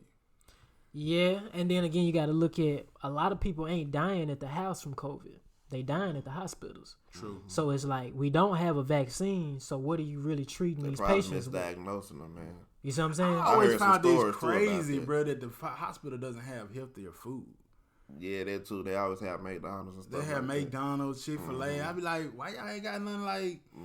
Like, why y'all should have like a whole little custom restaurant that serves nothing but vegan food, smoothie stuff that actually builds up the immune system. Can't complain a smoothie or something like that. Whole herbal shop and teas and and there's people with cancer in there, man, eating McDonald's and stuff, man. I'm like, that don't make sense. Yeah, man. It don't make no sense. This food proven to give you heart disease. Yeah, heart disease, health issues. And that's what you're giving the people that's gonna get, that's diabetic and right. I always thought that was suspicious. That's why I said it don't make sense. It's got to be the treatment. It don't make no sense at all. It's got to be the treatment because you rarely. I mean, I don't know if y'all correct me if I'm wrong. Have you heard of a story of a COVID patient dying on the street? Not even a patient, just somebody. Nah, I haven't. Have you heard somebody falling out, or they did an autopsy and found out it was no? That doesn't happen. You only die with COVID in the hospital. You see, and that to me, that's the fishy part about it. That's why when they doing the quarantines in the hospitals, I'm like, nah, get y'all ass to the house. Fuck all that doctor shit, bro, because they not curing nobody up there. They obviously don't have a vaccine yet. So what are you treating these people? We put them on ventilators, making them dependent on outside artificial air, oxygen, and things like that. I think really they testing on these. They just use them as test dummies. That's man. it. And that's then that's why they lab rats. A lot of these plasma, what they doing? A plasma, what they call it? A plasma transfer, some shit where they take the plasma out your blood and and put somebody else blood inside of your system to keep Blood the COVID transfusion. blood transfusion, like a plasma transfusion, right. One of my family members got that because she was diagnosed with it, and I didn't feel like that was the right thing to do because I'm like, okay, what does your blood have to do with a pneumonia type flu like symptom sickness, but you switching out people's blood? That don't make sense. You know what I'm saying? It's like they giving you the COVID while you there. They gonna take somebody who done already went immune to it and put it in your system. You see what I'm saying? And that's the same thing with the vaccine. When you get a flu shot, they give you the flu in the vaccine so your immune system can be built up enough to fight it. Right. So to me, that's just dangerous for a virus they say so deadly. You know what I'm saying? That I wouldn't be doing that like that. But that's neither here nor there. That's COVID news. We already know shit about that. My boy over here, Kwame, he over here start clipping his toenails and shit. Oh yeah, man, my feet hurt, bro. I'm just gonna be real with you, bro. Right. Your feet hurt. You need to put some Dr. Shows in there. They might work for you. But my boy, we was talking about stock market the other day, man. What you got for that, man? Like there's a lot of people out there, they want to know about what to invest in. Well, one of the things that I just started investing in right now is Tortoise Acquisition. Spelled TORTOISE. That's SHLL on the it's the ticker. Yeah. Okay, so what I'm gonna start doing? Give us the Robin Hood tip. So I invested in that too. I just bought a share, but I'm gonna buy some more.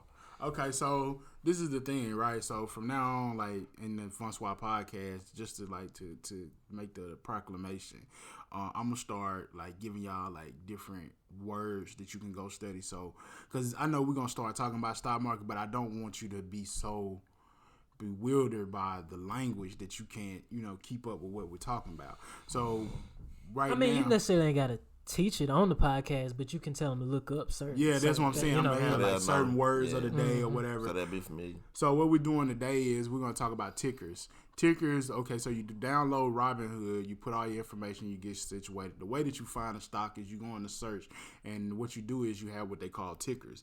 This is the abbreviation. It's usually like 3 letters or 4 letters, 3 or 4 letters that describes that stock. It might be the initials for that stock, or it might not be. So mine is Tortoise Acquisition. This is what's the ticker for that? The ticker for Tortoise Acquisition is HHLL. Spelled like shell without the E. Okay. So I see it. Tortoise Acquisition. Tortoise Acquisition, right? It's $50.50. It's $50.50 right now, and it's a company that's finna get ready to merge on September the 28th.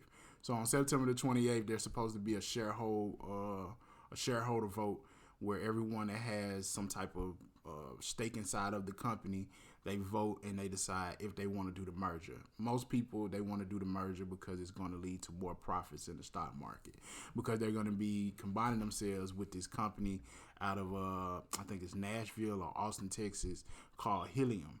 And Helium is doing big things in the electric field. Like they're doing all kind of things as far as like long haul electricity. So you'll have a whole bunch of different trucks, like the trucks that you see on the road that's going here and there with different products or whatever. They're going to start going into electric because they had the Paris climate. I don't know, y'all familiar with the Paris climate? No, I'm not. Well, the Paris, about that deal. The Paris climate deal. Yeah, right. Bounced out of.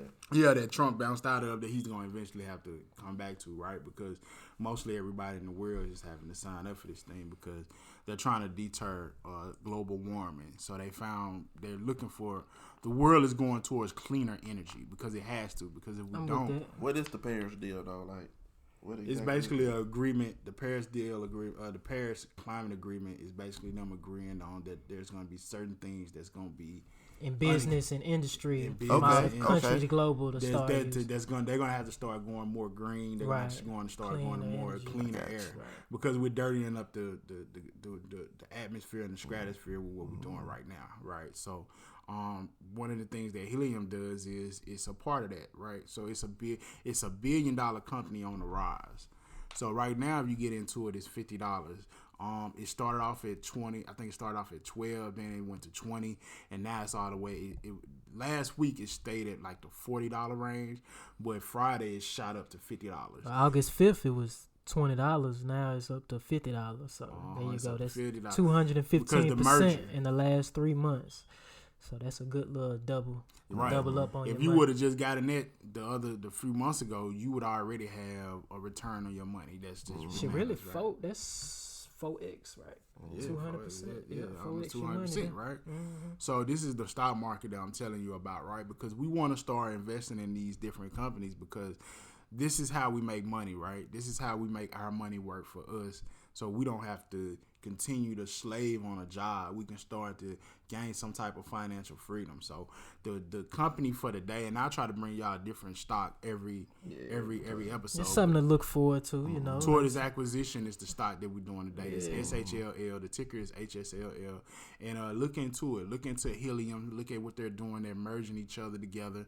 And man, if you get in on it now, it's said to go up at least to $100, which would be a tremendous, like I said, it'd be a tremendous return on your investment if you invest in it right now.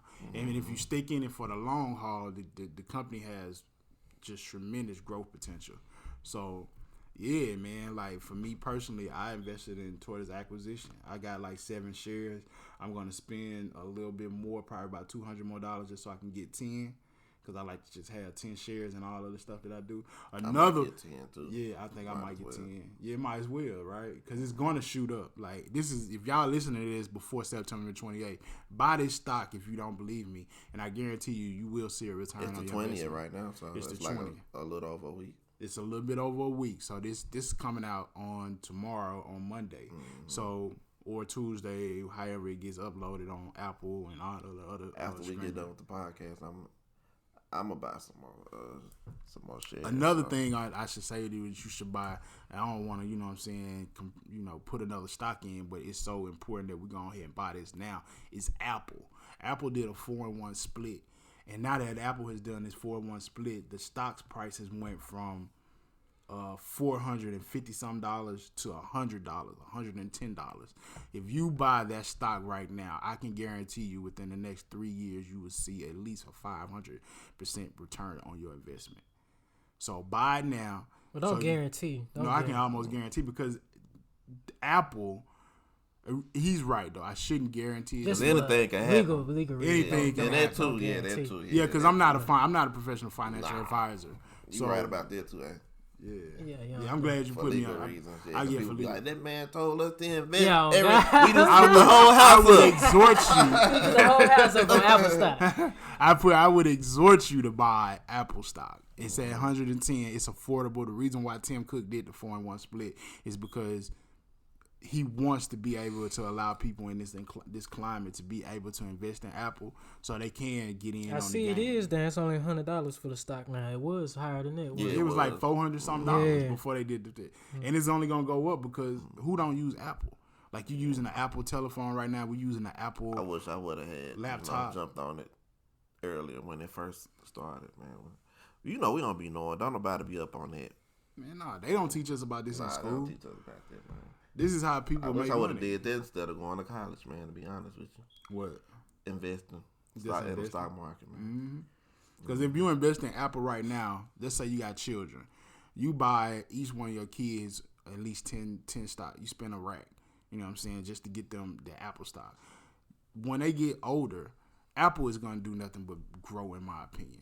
So as they get older, you don't have to worry about how you're going to pay for, you know what I'm saying, their college degree, or how you're going to pay for their college tuition, or how you're going to be, or starting them off on a good foot so they can have money for startup capital for a business that they might want to own.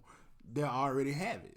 They already have it within the stock. So if the financial system continues on the path that it's already. Well, you have to understand something. Unless the whole entire world destroys itself, then that's going to be there, because these tech companies aren't just national corporations. They're multinational corporations. So they're in all kind of different stock markets, because you have different stock markets. You got the London Exchange. You got the Shanghai Exchange.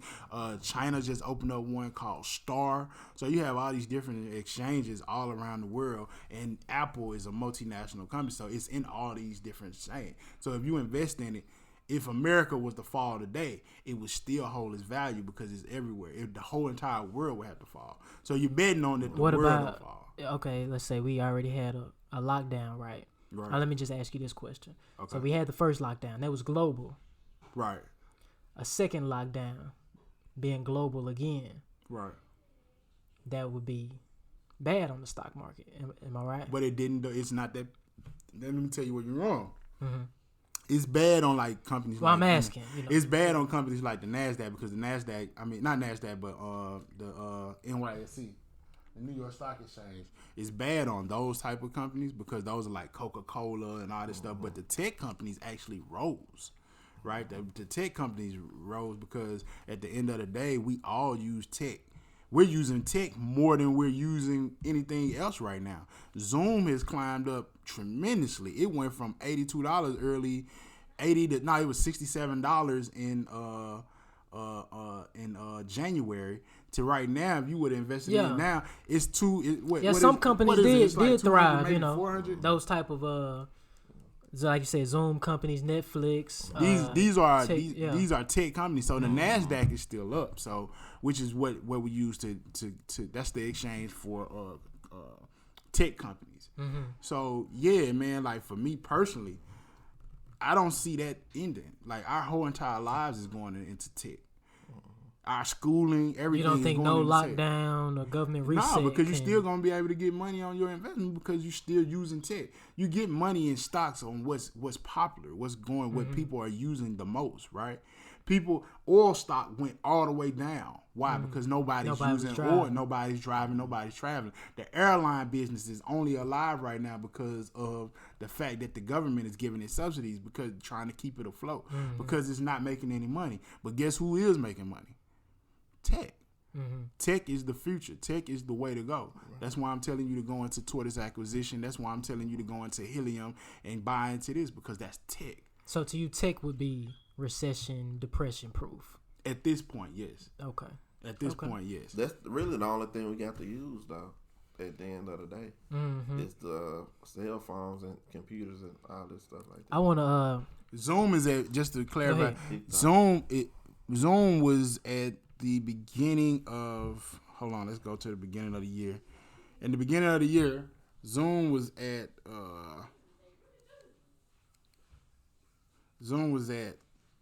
$60-some, $64.33 in the beginning of this. And where is it now? $71 on January the 8th. $71. Right now, Zoom stock is at $439. Wow. What's the percentage up on that for That's the year? That's a 416% increase on your investment. Mm-hmm. So if you bought that back then and you just early this year, if you would have just said, man, let me just buy some Zoom stock, you be in the money right now. Mm-hmm. You be balling. Like you wouldn't have to worry about nothing because the stock increased. Why? Because tech is becoming more in demand. Because why? We can't go and do everything that we need to do physically. From the quarantine. So everything is being done through online tech. Video chat. If you want to know, and I'm going to wrap it up on the master class, if you want to know what to invest in, just look what you already invest in. Mm-hmm. Look at what you already use. What you're a consumer of. Exactly. Already. I want to extend it just for a little bit. We're going to get off the business side, but I want to get your attention on this. Have you ever heard of something called GESARA? This is GESARA. And what this stands for is the Global Economic Security and Reformation Act. Have you heard of that? No, could you enlighten me? Yeah, I got you. This is this act, it has been written and refined by great minds of the 21st century in order to is to reset planet Earth and humanity on a sustainable governance foundation. Now I'm gonna read some more of it so I'll get an understanding of what it is, because I've been hearing a lot about this and saying that it might come up within either at the end of this year or next year. You see what I'm saying? So it said the following 3 items must be accomplished straight away. Number 1, the global and public proclamation of a global jubilee or debt forgiveness and universal reset of planetary Earth/humanity back to a universal system of common governance and transparent good standing with other beings of the Galactic Federation. 2, implementation of GESARA as a universal constitutional framework for global governance in all 209 sovereign nations per signed 2015 Paris Agreement on climate change, which you was just talking about, starting with the restored Republic of the United States. We was just talking about United States being more of a democracy, now trying to go back with the constitutional republic as we once was. Number 3, mass human disclosure of both non-humanoid extraterrestrial life and existence on the surface of this planet and throughout the shared galaxy. So why is it necessary? They say the existing cabal government authority has intentionally and methodically hidden humanity's historical truth, including alien occupation and genetic tampering for over 13 millennia, and thus why Gesseria implementation is necessary. Now, as the galactic community has been tasked to stop and reverse the momentum of such a rebellious and blatant action against the creator, source, and human species, together with humanity, all love warriors, white light will now put an end to cabal deceit as well as reinstitute universal truth and justice without further delay or negotiation. So, with Gesseria, that means that constitutional law in the Republic of the United States will be restored. Removal of the USA Incorporated, meaning, United States being a corporation. So they will remove that corporation out of administration officials and all members of the U.S. Congress from their positions due to their continuous unconstitutional actions. They will be removed from office. 3, the forces the U.S. Incorporated president, vice president, cabinet members, and all members of Congress to leave office. Suspend all elections around the world. Allow new republic. Allows republic military. Blah blah blah blah. Blah. So you can go. It's 25 specific items that Gesseria wants. And like I said, this was written in place in 2016 during those Paris agreements. So I mean, what's your thoughts on that? I know you just heard about it, but what do you think about if that was implemented? Everybody removed from office, a total financial, political reset on the entire world. Me personally, I don't know enough about it, but to just say that, I don't know if it would be a bad thing. Because like I said, that's how I feel too. I don't think it'll be a bad. I don't think it'll be a bad thing because there's so much stuff that go on due to politics that just don't need to be going on, but because politicians have so much power and corporations and those people that don't know you either, man. Yeah, they don't know anything about your life or your situation, and they call it a play for you basically. You see what I'm saying? For you and your life and your family, and for generations to come. I don't like that, man. I ain't never been, too fond of politics and stuff like that. As far as that. Yeah, I'm the same way. I feel the same way. It's kind of the only solution if you go look for it, as far as everything you want to talk about systematic racism in industries all across the world, and not even just on the racist part, just the exploitation on human labor. Is come on, what I'm saying? Like, so that being a reason, I wouldn't mind that happening, and I honestly think we might see it in our lifetime. Especially with the COVID so-called hoax and shit that's going around, like, you know what I'm saying? Nah, but I mean, on the political side, though. On the political side, though. Yeah, I feel not on even the political side. Fuck the, you know what I'm saying? What you think on the science versus misinformation. Just on the political side, them locking down countries at one time, telling you can't go back to your job, ruining the economy, global economy. You know what I'm saying? So, I mean, that might be what's the end game. The end game might be that. It might be. That might be the end game that they because I've talked to multiple people, and I don't like to make things too much about race, but I was around some white people, and they were affluential. They had like a lot of resources or whatever, and that's what they were saying. They was like they want to destroy this economy, and they was like, we ain't having it. Yeah, we'll like fight them tooth and nail behind that. But the reason why they want to keep that is because they're affluent. And the way that you saying they want to reset all of it. Yeah. So it's like, okay, we're gonna, since the game is rigged for you to win in most cases, for you to call all the plays, and right now we're in a situation where the whole entire world is basically up in flames because of your situations. I mean, your you know what I'm saying, your dealings. That ain't fair. That ain't fair. We're gonna reset this whole thing. You know what I'm saying? We're gonna go ahead and reset it. Everybody start off at one, and we're gonna stop being so selfish about what you want. We can really end all the financial backings and everyone don't need that, man. We could just start trading the barter system and stuff, man. Trade with each other, help each other out. I think it'd be like the cryptocurrency, right? That's why the rich hate the cryptocurrency so much, because there's only so much of it, and it's people that's already decentralized. They can't control it.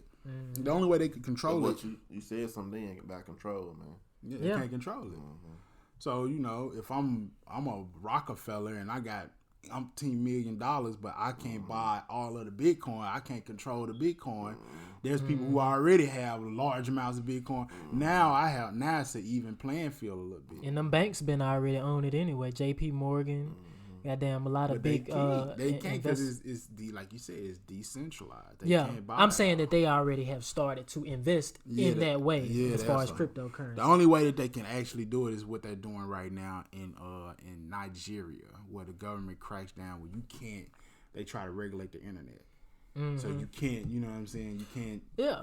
And then you can simply just outlaw it. If right now they say Bitcoin was illegal in the United States for any purchases happening in the United States, shit, we can't do shit about it. The government or whoever saying what we can and can't do.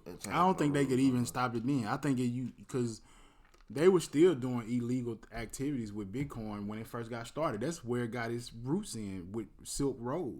Yeah. Silk Road was a dark website that you could buy everything from. Right. You can't stop it on the black market, but you can stop it as far as corporations. Man, and that's where its roots are. Its roots is in the black market. It's not in, this corporate world, whatever. It's in keeping the corporate world. That's how I got into it. I don't know if anybody on the podcast has been on the deep web. It's crazy. I know about it. You been on it, Kwame? Yeah, the deep web is crazy. I've been on there plenty of times. You see some stuff on the deep web, right? I'm familiar with it. I'm very familiar, but I ain't gonna say I'm scared to get on. You don't want the FBI knocking at your door. I know too much, man. I'm over here, man. Alan got the views, man. Yeah. We're gonna move on from that. We don't want to incriminate ourselves. Nah, but look, speaking of the shutdown, they said Israel shut down at 6 a.m. on the 18th, and Spain is getting ready to shut down. So a lot of people starting to get ready for the second lockdowns across the country. I think that's just because of the flu, right? It's gonna be flu season. What is the flu? What is a common cold? What is COVID? Nobody knows. Nobody knows. I ain't gonna play man. These are the views of Nobody knows. Nobody knows. So shit, man, that's going on. But like I said, man, it's gonna be a match, man. It's definitely gonna be a match. But for me personally, man, I just stay prayed up. I'm doing more meditating now, right? Please. Meditation too. Yeah, I try to as well. I try to keep consistent with it, man. But sometimes, stretching too, man. Stretching. That helped me out tonight. Get into nature, man. Instead of walking on your, what I'm saying, your 5,000 master, walker that you got in your house. Nah, go outside. Go outside. Get some sunlight. Man. Take them rubber soles off and put your feet in the ground. Exactly. Grounding, get that good grounding energy. I don't think it's anything better, because we was talking about this the last episode where it was like, all of the greats, all of the people who are like the base, the foundation for a lot of these religious organizations, like Jesus, Moses, Muhammad, they all went in seclusion into nature. And then they were able to talk to God. Then they were able to heal themselves. The Pope actually came out. Pope Francis came out with a comment saying that nature has a mystical nature to it. It has pretty much being alone in nature will put you in that sort of connection with Source. I go God. Walking almost every day, and man, I go in like the park, and it has like all these different trees. And I can't lie to you, bro. Like, I feel more at peace when I do too. I love nature, man. One thing I love the most about nature is like the rivers, man, and ocean, like the water, man. I love water. when you meditate, I ain't no good swimmer, no great swimmer like that. But Nah, I I'm with like that. water though, man. I just like feeling the water, Yep. being at peace with the water. Just It being make on me that feel beach some type of way. or shit right at a creek and just looking at it. somebody like told love me It's that common. somebody told me if It you is. really want to make your dreams or your meditation come true, that you should go in front of water and do it. That's probably why a lot of stuff happening for me. Gotta man. use the 5 elements. And I got something I want to add to the podcast. Go too, ahead. man. And it kind of, got something to do with all that right there. I seen a post on Facebook earlier, and I thought I'd share it with the podcast. But it says, get your mind to a level where you think everything is in your favor. It's happening in your Yeah, it's happening in your favor. Yeah. So what that is right there, it's like your perspective on life, man. You really can manifest anything that you want to, just about. I think this going back to episode 2 when we was talking about the whole karma thing, and you was saying how your actions and your emotions behind those actions, and if you feel like you did something wrong, then something wrong. But if you feel like ain't nothing, and you keep going about your business, that's going the same along It's with also that. like the law of attraction. The law of attraction. That's exactly what it is. Law of cause and effect. You know what I'm saying? If you go out, like I said, there's just a mindset of things are gonna happen in my favor. We'll push everything out the way to do that. So The universe, I don't think we really understand how strong our brains. It are. is. thoughts, Our man. minds, It's our thoughts. It's thoughts. Our thoughts That's are like. that's the. I ain't basis. gonna lie. I was sitting here, we were just talking, and I had deja vu about something sitting here talking to you about what we was talking about. It was about the Bitcoin and stuff like that, and it just, see what I'm saying? Deja vu. Yeah. Yeah. He I just ain't thought say nothing, but he it was been here weird. before. That's what. Yeah, but it just be like that. I've had So that deja mean vu before. that's where you supposed to be at. Like, stuff is gonna happen. You really don't even have to force it. Just believe, and it'll happen, on its own. Like, Yeah, I I'm with believe that. that too. I'm with I that. believe that too. I've been studying like Buddhism and all of these different religions, and the one thing they all have in common is know thyself and believe in thyself, right? Like I have like whatever you want, you speak it into existence, right? So just believe it, see it. yeah, walk your own walk and be on your own. Travel your own journey. That's why I think rap music is so influential, and it also can be so detrimental at the same time because we walking around saying. Yeah, you right.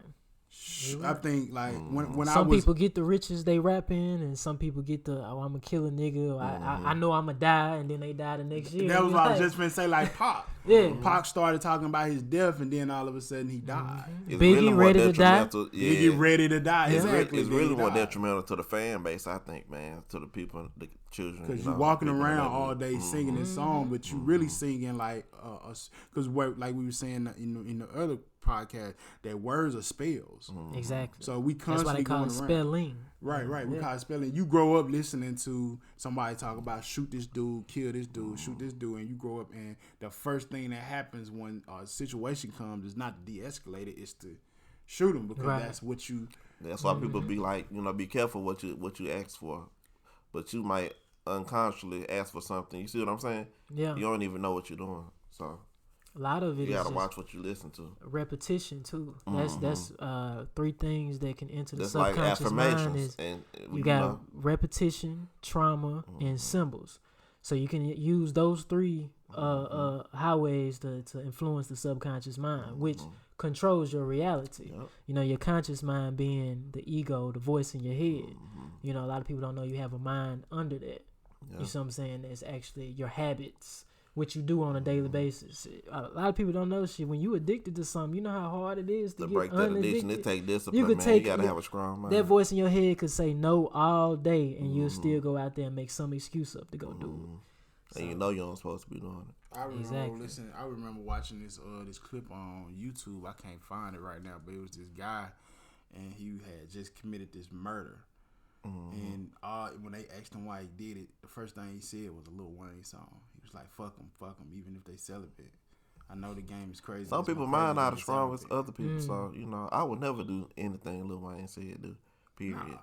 But you have people Except that for are go DJ, and that's my my DJ. DJ. Hey, I was on that one though, but other than that, man. 101, the hottest nigga under the sun.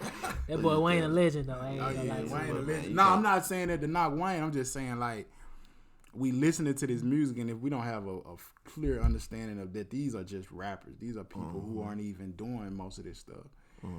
You get influenced by it, and you think like this is your identity, because the identity is so powerful. Like the way, like we just said, the way you view yourself and the way you view the world is so powerful, because that's going to determine the way that you interact.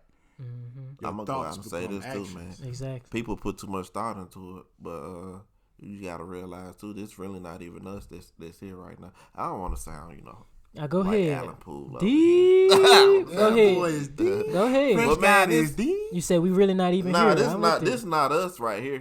There you go. This is just a reflection of our higher self, and we really inside of this body. So this body just Exactly. really not just us. So I think some without the soul, is it can be. It can it's be flesh. It Yeah, ain't nothing but- but dust. it can be good or bad, man. Water. However you. So this is the guy that I was telling you about. He actually killed somebody. He killed 2 people, and this is the interview when they were interviewing him. Kill 2 people. Hold on, give some context. What The you mean? dude, he killed 2 people, and then he quoted Lil Wayne's lyrics. This is Oh, as okay. far You as I talking know, about the right? influence on Yeah, music yeah. side. Okay. So okay. here's the clip of the guy actually talking about the situation that, you know what I'm saying, that led him to that. Hopefully, yeah. Why do you hope they give me life? I'm gonna kill somebody else. Straight up. I'm telling you right now. I can't do no motherfucking life. I'm gonna go crazy. So you want the death penalty? They better. Pick one. Or you gonna have some more bodies. So in here you're gonna kill someone? No. Whichever penitentiary they send me to. And they better put me on death row. Tell you just like I'm gonna tell the judge. And then the motherfuckers that guarding anyway, I already told me, oh, you fucked up. Well, maybe so. Everybody gotta die someday. I think people tonight will hear your side of the story and almost think this is sick that you feel this way. How do you respond to that? How I respond? Fuck. Even if they celibate. I know the game is crazy. It's no crazier than the celibate. I'm married to that crazy bitch called Kevin. Kevin Federer. That's a Lil Wayne. So that's why I was saying, like, we singing these songs, and like Fresh Guy just said, the affirmation. Right, these affirmations that we continue to tell repetition. ourselves, the That's repetition. And the of universe constantly don't know telling if you playing or what you doing. The man. universe It's take is- everything little. Oh yeah. Bro, you said a mouthful. Everything. The universe don't know that you playing, and that you just singing. And it's really the real secret is not the universe, your subconscious mind. Like I was telling you. Yeah, it is. I got a book. Yeah, I got a yeah, book but in there, countless books that you- that but studies Alan on Wright it. was speaking to your subconscious That's what it mind. So is. it's putting it out there. So that you putting it out there with your subconscious mind, but your reality, which we say in the universe, is responding to what you put out there. Exactly. So that's what's, Exactly. you know. A lot of people crazy can't part. will their conscious mind Nah, they to can't. because I mean honestly, shit. If you say in your mind, I want a Ferrari outside, Ferrari not gonna be there as soon as you want. But if you constantly, I want a Ferrari, I want a Ferrari, I want a Ferrari, actively you gonna go out and take upon yourself to take advantage of opportunities to be able to afford a Ferrari. And that's the whole thing about the subconscious mind thing, is that the subconscious mind is going to bring those opportunities to you, whether they be negative or positive. They're gonna create it. Like this whole entire thing. You gotta remember, this whole entire universe was created out of a thought. The shirts that we wearing, the camera that we're recording this on, the microphones we doing computers, everything. this house that we're in, this building that we in, the cars outside. It started in somebody's mind, right? Yeah, it did. Somebody Ego. designed it, and then even the United States, it started with these dudes that we call the forefathers. They didn't even get to see the United States, but that thought, you know what I'm saying? That thought of what the world should be, Right. they wrote it down. I and didn't said, even realize that they didn't get to see what They the never United got to States- see it. Yeah, Nah, they did. that's usually how it goes. Martin Luther King, you know, a lot of people thought Malcolm X, but like I said, those brothers, they work don't go in vain, but we kind of in the same position that we was already in.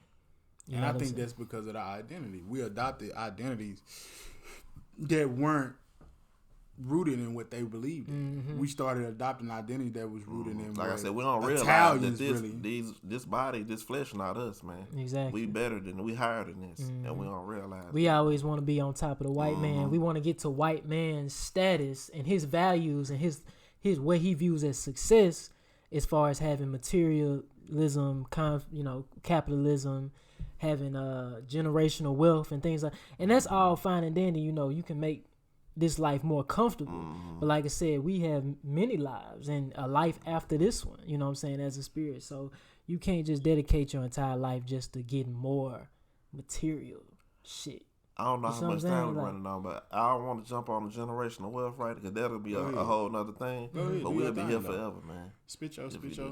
I just want to say something about generational wealth, man. It's just like, we need to be setting ourselves up. Well, not ourselves, but our future children and grandchildren up for success, like other people are doing. That they building around us and coming to our neighborhoods and building stores and selling clothes and selling us goods. You see what I'm saying? And we buying into it, but we not putting money up for our children. You see what I'm saying? And a lot of people out here, they don't have kind of insurance, like life insurance and stuff like that, man. A lot of people don't have stuff I think like that's that. more back to what Kwame was saying. What's that interview we listened to from the guy with the 5-story building, with the community foundation being economics. Dr. Claude Anderson. Dr. Claude Anderson. Oh, yeah, I've messed with Yeah, Claude. and if y'all want to read more into Dr. Claude Anderson, he has a book called Power Economics. That's pretty dope. But go ahead. But I was just saying that that just goes back to what you were saying. Because to me, to have generational wealth, you need somewhere to spend your wealth. So therefore, if you spend it in your own community, of course it's going to come back and trickle down to not only your generation and children, but other people of your community generation. Other people come into our community and we spend money with them. You see what I'm saying? And I think that's why the drug dealer was so detrimental, right? Because he spent all his money on trying to get cars that black people didn't make. It's out of trying your to get clothes that black people didn't make. You know what I'm saying? You get all your money in the community, just to go to white communities and buy trying to buy a house in a place that your people didn't make. You lose, man. Yeah, like, so for me, that's why I felt like back in that time, because think about all these kingpins we hear about. Then none of them make any kind of real life Fortune 500 company. No, they didn't. Not one of them. Out of all the millions that ran through the streets, really what they were was a vacuum to suck wealth out of the community and put it into other communities. Yeah. If you really look at it, like from a real life, you just look at it from a bird's eye view, that's really what happened. You sold this crack or you sold these drugs, you got to a certain plateau, then you was taking this money, you was sending it to the Colombians who are the makers of the cocaine, and you had your money. You might have bought like a few things, like a laundromat or some restaurants or whatever, but you didn't build no hospital. Nah, that's what Stephon Marbury was saying about Jay-Z, about how he came up and was selling drugs in New York, selling cocaine and crack or whatever he was selling, and came up off the fall of the black community. Yeah, he came up off of it. So how do we deal with those people? Because I see in our community that we kind of glorify those people, right? In the music, it's normalized. Rick but Ross, who's worse? Who's worse? Whatever. Who's worse, the child pedophile or the drug dealer? Huh? The pedophile, I mean. But peep me out, like real talk, like really hear me out on this. Who's worse, the child pedophile or the drug dealer? The drug dealer sells the woman the drugs that allows her to be, on drugs to neglect the child. Nah, I see what you're saying. And the pedophile deals with one person, or he might deal with a slew of people. One and the same. But that's what I'm just finna say. But we don't look at the other one like the other. It's the perspective. To me, both of them I think come it's because with, the other one deals with capitalism. So you see it as an achievement because they have those material things. But they're doing actually worse than the pedophile, because the pedophile might do 5-6 children, but the drug dealer is influencing the whole entire community. Generations. Oh, yeah, that emotional trauma go deep too. So that might be 5 children, but that's their children, their children. But see, that's the thing about the drug dealer, right? You shoot somebody, we shoot one of our brothers, but we don't realize that. Okay, we think we just kill him. No, you just kill like generations of people because he would have had children, who would have had children, who would have had children. You kill him now, there are no more black. That's why, you know what I'm saying. I'm gonna tell you what's worse than that on Generations is Planned Parenthood. When it comes to that, now going back to our Kanye West conversation, he was against it. He's against abortions, and he thinks there needs to be more programs out for single mothers and people having these kids to get some help, because like I said, we done killed our whole army and our whole voting base by aborting our children, black children. That's the main target for these Planned Parenthood offices. That's why they was set they up put them in the right areas. in the hood, Yeah, right in the areas, in the urban areas, in black communities, so-called black, because we really don't have a community. But that's done on purpose. And Margaret Sanger is a known racist. You know what I'm saying? So, you know. Yeah, the founder of Planned Parenthood, right? Mm-hmm. She said that she didn't want us to be, she didn't want black people to be alarmed that the fact that they want to exterminate. Yeah. Because she was a eugenist, and under her under eugenics, they just felt like black people were just inferior, and that we were bottom feeders. Eugenics. I like that. You know what that is? Eugenics, like demographic and stuff like that. Eugenics more being like they believe that they need to contain population. They need to contain population. They believe the world is overpopulated. This is why a lot of Bill Gates, what he doing. I was just finna say. I know about it. That's why I was just finna say. Bill Gates' father just passed away, and that's one of the things that's reason why people look at Bill Gates funny when he goes to Africa. Cause boy, y'all read my mind. Hold on, like you come from a lineage that talks about exactly. You know what I'm saying? You don't think Bill Gates got the same type of psychology or philosophy and going away his business and things like that? Think about all the markets he's in, dealing with health, dealing with children. He's invested in these things. Because people thinking Bill Gates just coming up with all this stuff, but he really not. He invests in certain companies. Exactly. Being a eugenicist, though. Yeah. So having that eugenics background and still putting it into these, so-called health, you know what I'm saying, trying to cure shit, what are you really doing? You see what I'm saying? We don't know.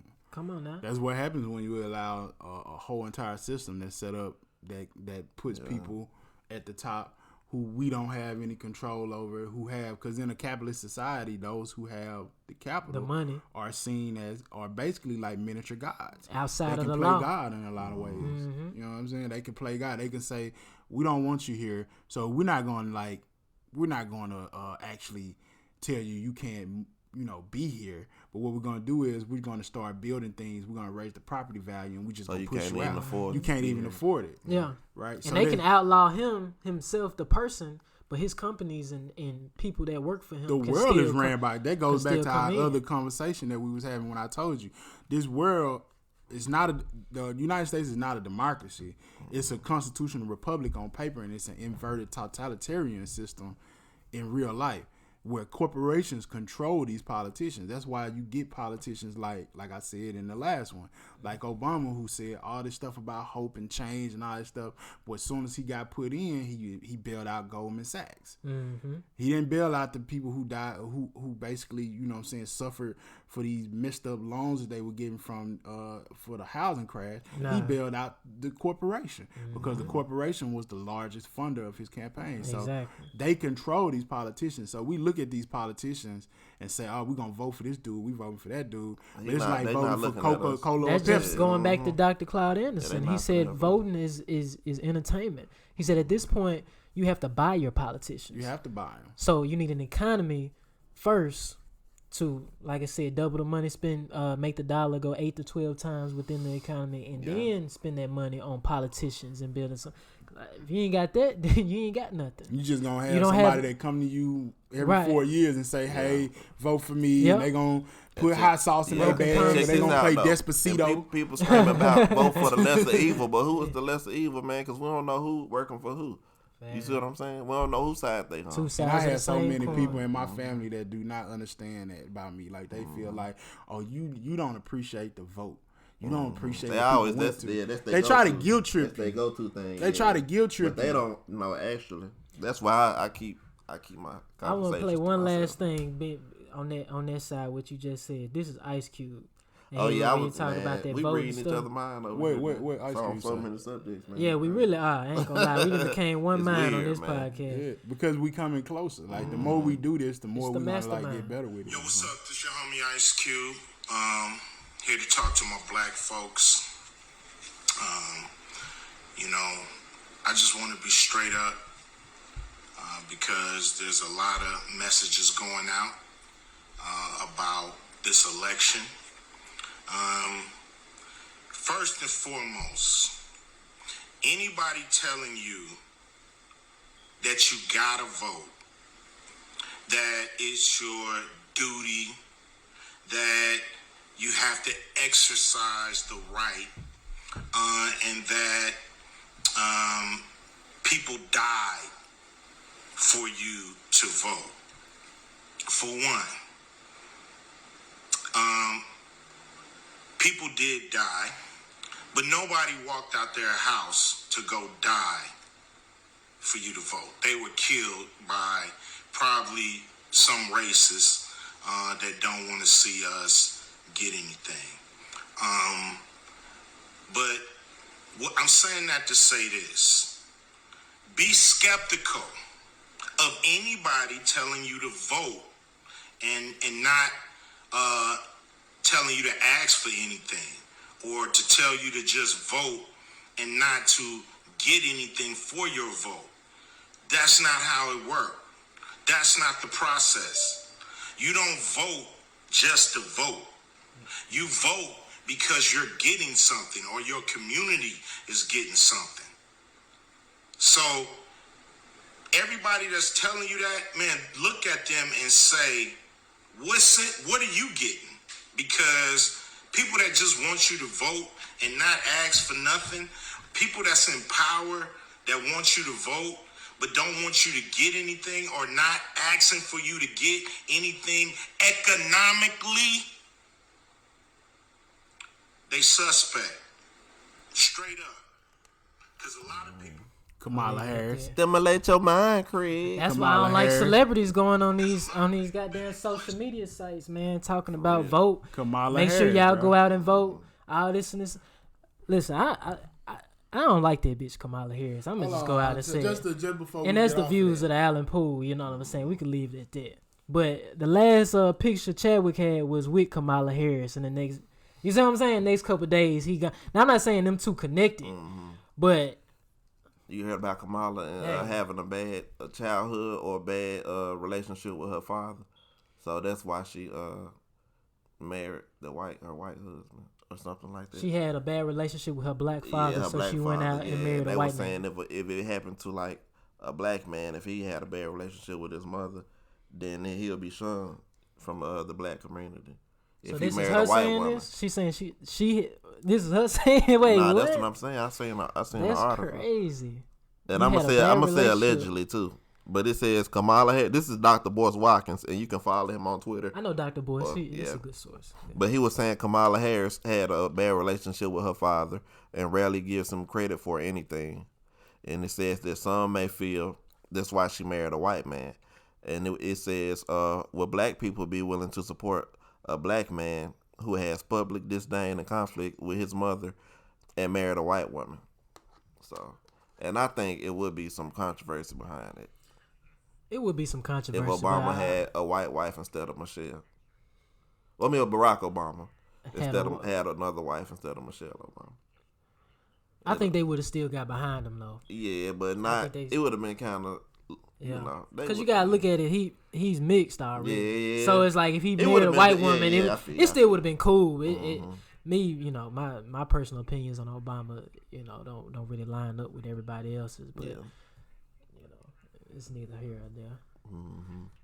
Shit, what you got for us, G? Kwame. Okay, so this is the Griot interviewing Kamala Harris, and she's talking about, you know what I'm saying, doing something specifically for black people. So by default, it affects black families, but there's not a particular policy. Who is that talking? For African Americans that you would explore. Kamala Harris. Okay. But no, if you look at the reality of who will benefit from certain policies, when you take into account that they're not starting at the same place and they're not starting on equal footing, it will directly benefit black children, black families, black homeowners, because the disparities are so significant. So if we focus on the specific issues that have resulted in the greatest disparities, and we understand that that's part of why we're doing it. Listen, the reality also is this: any policy that will benefit black people will benefit all of society. Let's be clear about that. Let's really be clear about that. So I'm not going to sit here and say I'm going to do something that's only going to benefit black people. No, because whatever benefits that black family will benefit that community and society as a whole and the country. Right? So Wrong. Right? So I don't know what. like, cause I say that only because she's half Indian, right? And there's policies that particularly deal with Indian people. Mm-hmm. There's certain policies that only cater to the Indian demographic. So why, I think a lot of people have the question is why, when black people who been here since the founding of this country, who helped give us this criminal accumulation of capital, who've done so much as far as like shedding our blood, is giving our labor, and who haven't been treated fairly, why can't we get special treatment? If everyone else got special treatment and now it's coming to us and it's 2020, why does what we get have to benefit everybody? Why can't it just benefit us? Why can't we have that special treatment? I think that a lot of people feel some type of way about her saying that, because it's like they always try to make us have to be moral, but the world isn't moral all the time. It's not. It's not moral all the time. They still giving reparations to Israel because of the Holocaust. Right. And that didn't even happen on American soil. They did that They just still because, paying Israel. Right. But, I'm not going to go too far into Israel because I'm not a hater. If you can get it, you can get it. But at the same time, I feel like we should be able to get ours too. When they say, okay, we're going to put this amount of money towards Israel, they giving it directly to Israel to make sure that they can keep their stake inside of the Middle East, which they should do, right? I don't feel anything bad about Israel getting whatever they get. But if Israel can get umpteen $billion every year, why can't Black America, who's right here in the United States, get something I'm gonna tell you this that though. specifically benefits us? That's because we don't have a nationality, and I know Alan touched on that on another podcast. On the pilot. So black is not a nationality. You see what I'm saying? So we can't technically get reparations. So what I think is they really was trying to be slick and give us these stimulus checks. And that's our reparations right there, man. $1,200. I'm not saying just the $1,200. I'm saying they gonna give us another one too, but the small business, the loans and stuff PPP like that too, all that. Yeah. So that equal up to But I like what you said. The black is not a nationality. A couple tens of thousands. Black dollars. No, it's not. It's not. Some people believe it's Moorish. So what is Black Lives Matter? You got to look at it a little deeper. Yeah. White people can be a part of Black Lives Matter organization because black is not a nationality. You ever thought about it like that? It's like kind of playing that color card, like I think for so long that's how we identify ourselves, right? Because they even have white, like it's set up that everybody always says, well, why do everybody has a nationality? The Japanese have the Japan, and the Italy has the Italian. Yeah. I think it's because in the beginning of this country, it was set up after the Bacon Rebellion. I don't know if y'all familiar with that. With Bacon. Yeah, the Bacon Rebellion. You said Bacon? Oscar We ain't Miles. talking about the Applewood. The Bacon Rebellion. Okay, so the Bacon Rebellion. Pork, my brother. I'm sorry. Pork rinds. Yeah, the Bacon. On that note, my boy, we gotta get them bean pies out the oven. With them bean pies. They in the oven. They smell like they burning. Nah, the Bacon Rebellion. It was Kevin Bacon on that thing. Nah, so the Bacon's Rebellion was a rebellion. It was an armed rebellion that took place in 1676 by Virginia settlers. Wow. It was the first, and I think it was the last time that white people and black people came together and they overthrew the ruling class. So after that, they were like, "Yo, we got to divide these people because when they work together, they I'm can gonna do some overthrow research us. on that. They can overthrow us." Yeah, the me Bacon's see what you Rebellion. got, man. The Bacon's Rebellion, BACONS Rebellion. This is when 1676, and at that time, black people were somewhat free as well, right? So they were they were working in conglomerate with the white settlers to overthrow the leading white, oligarch at that time. Like they basically were like, you know what I'm saying, doing whatever. They had all the money, the business class. They was bringing home the bacon. Yeah, they brought home the bacon. They took the bacon from them. So after that, it's this theory that the ruling class decided that, hey, we need to split these people up. So they made white people white, because before then you were either from the country that you were from. So they made them Russia white. or Ireland Or wherever you came, Polish, or you from Poland or whatever, or German. England. So what they did was they said, okay, now these people are classified as white.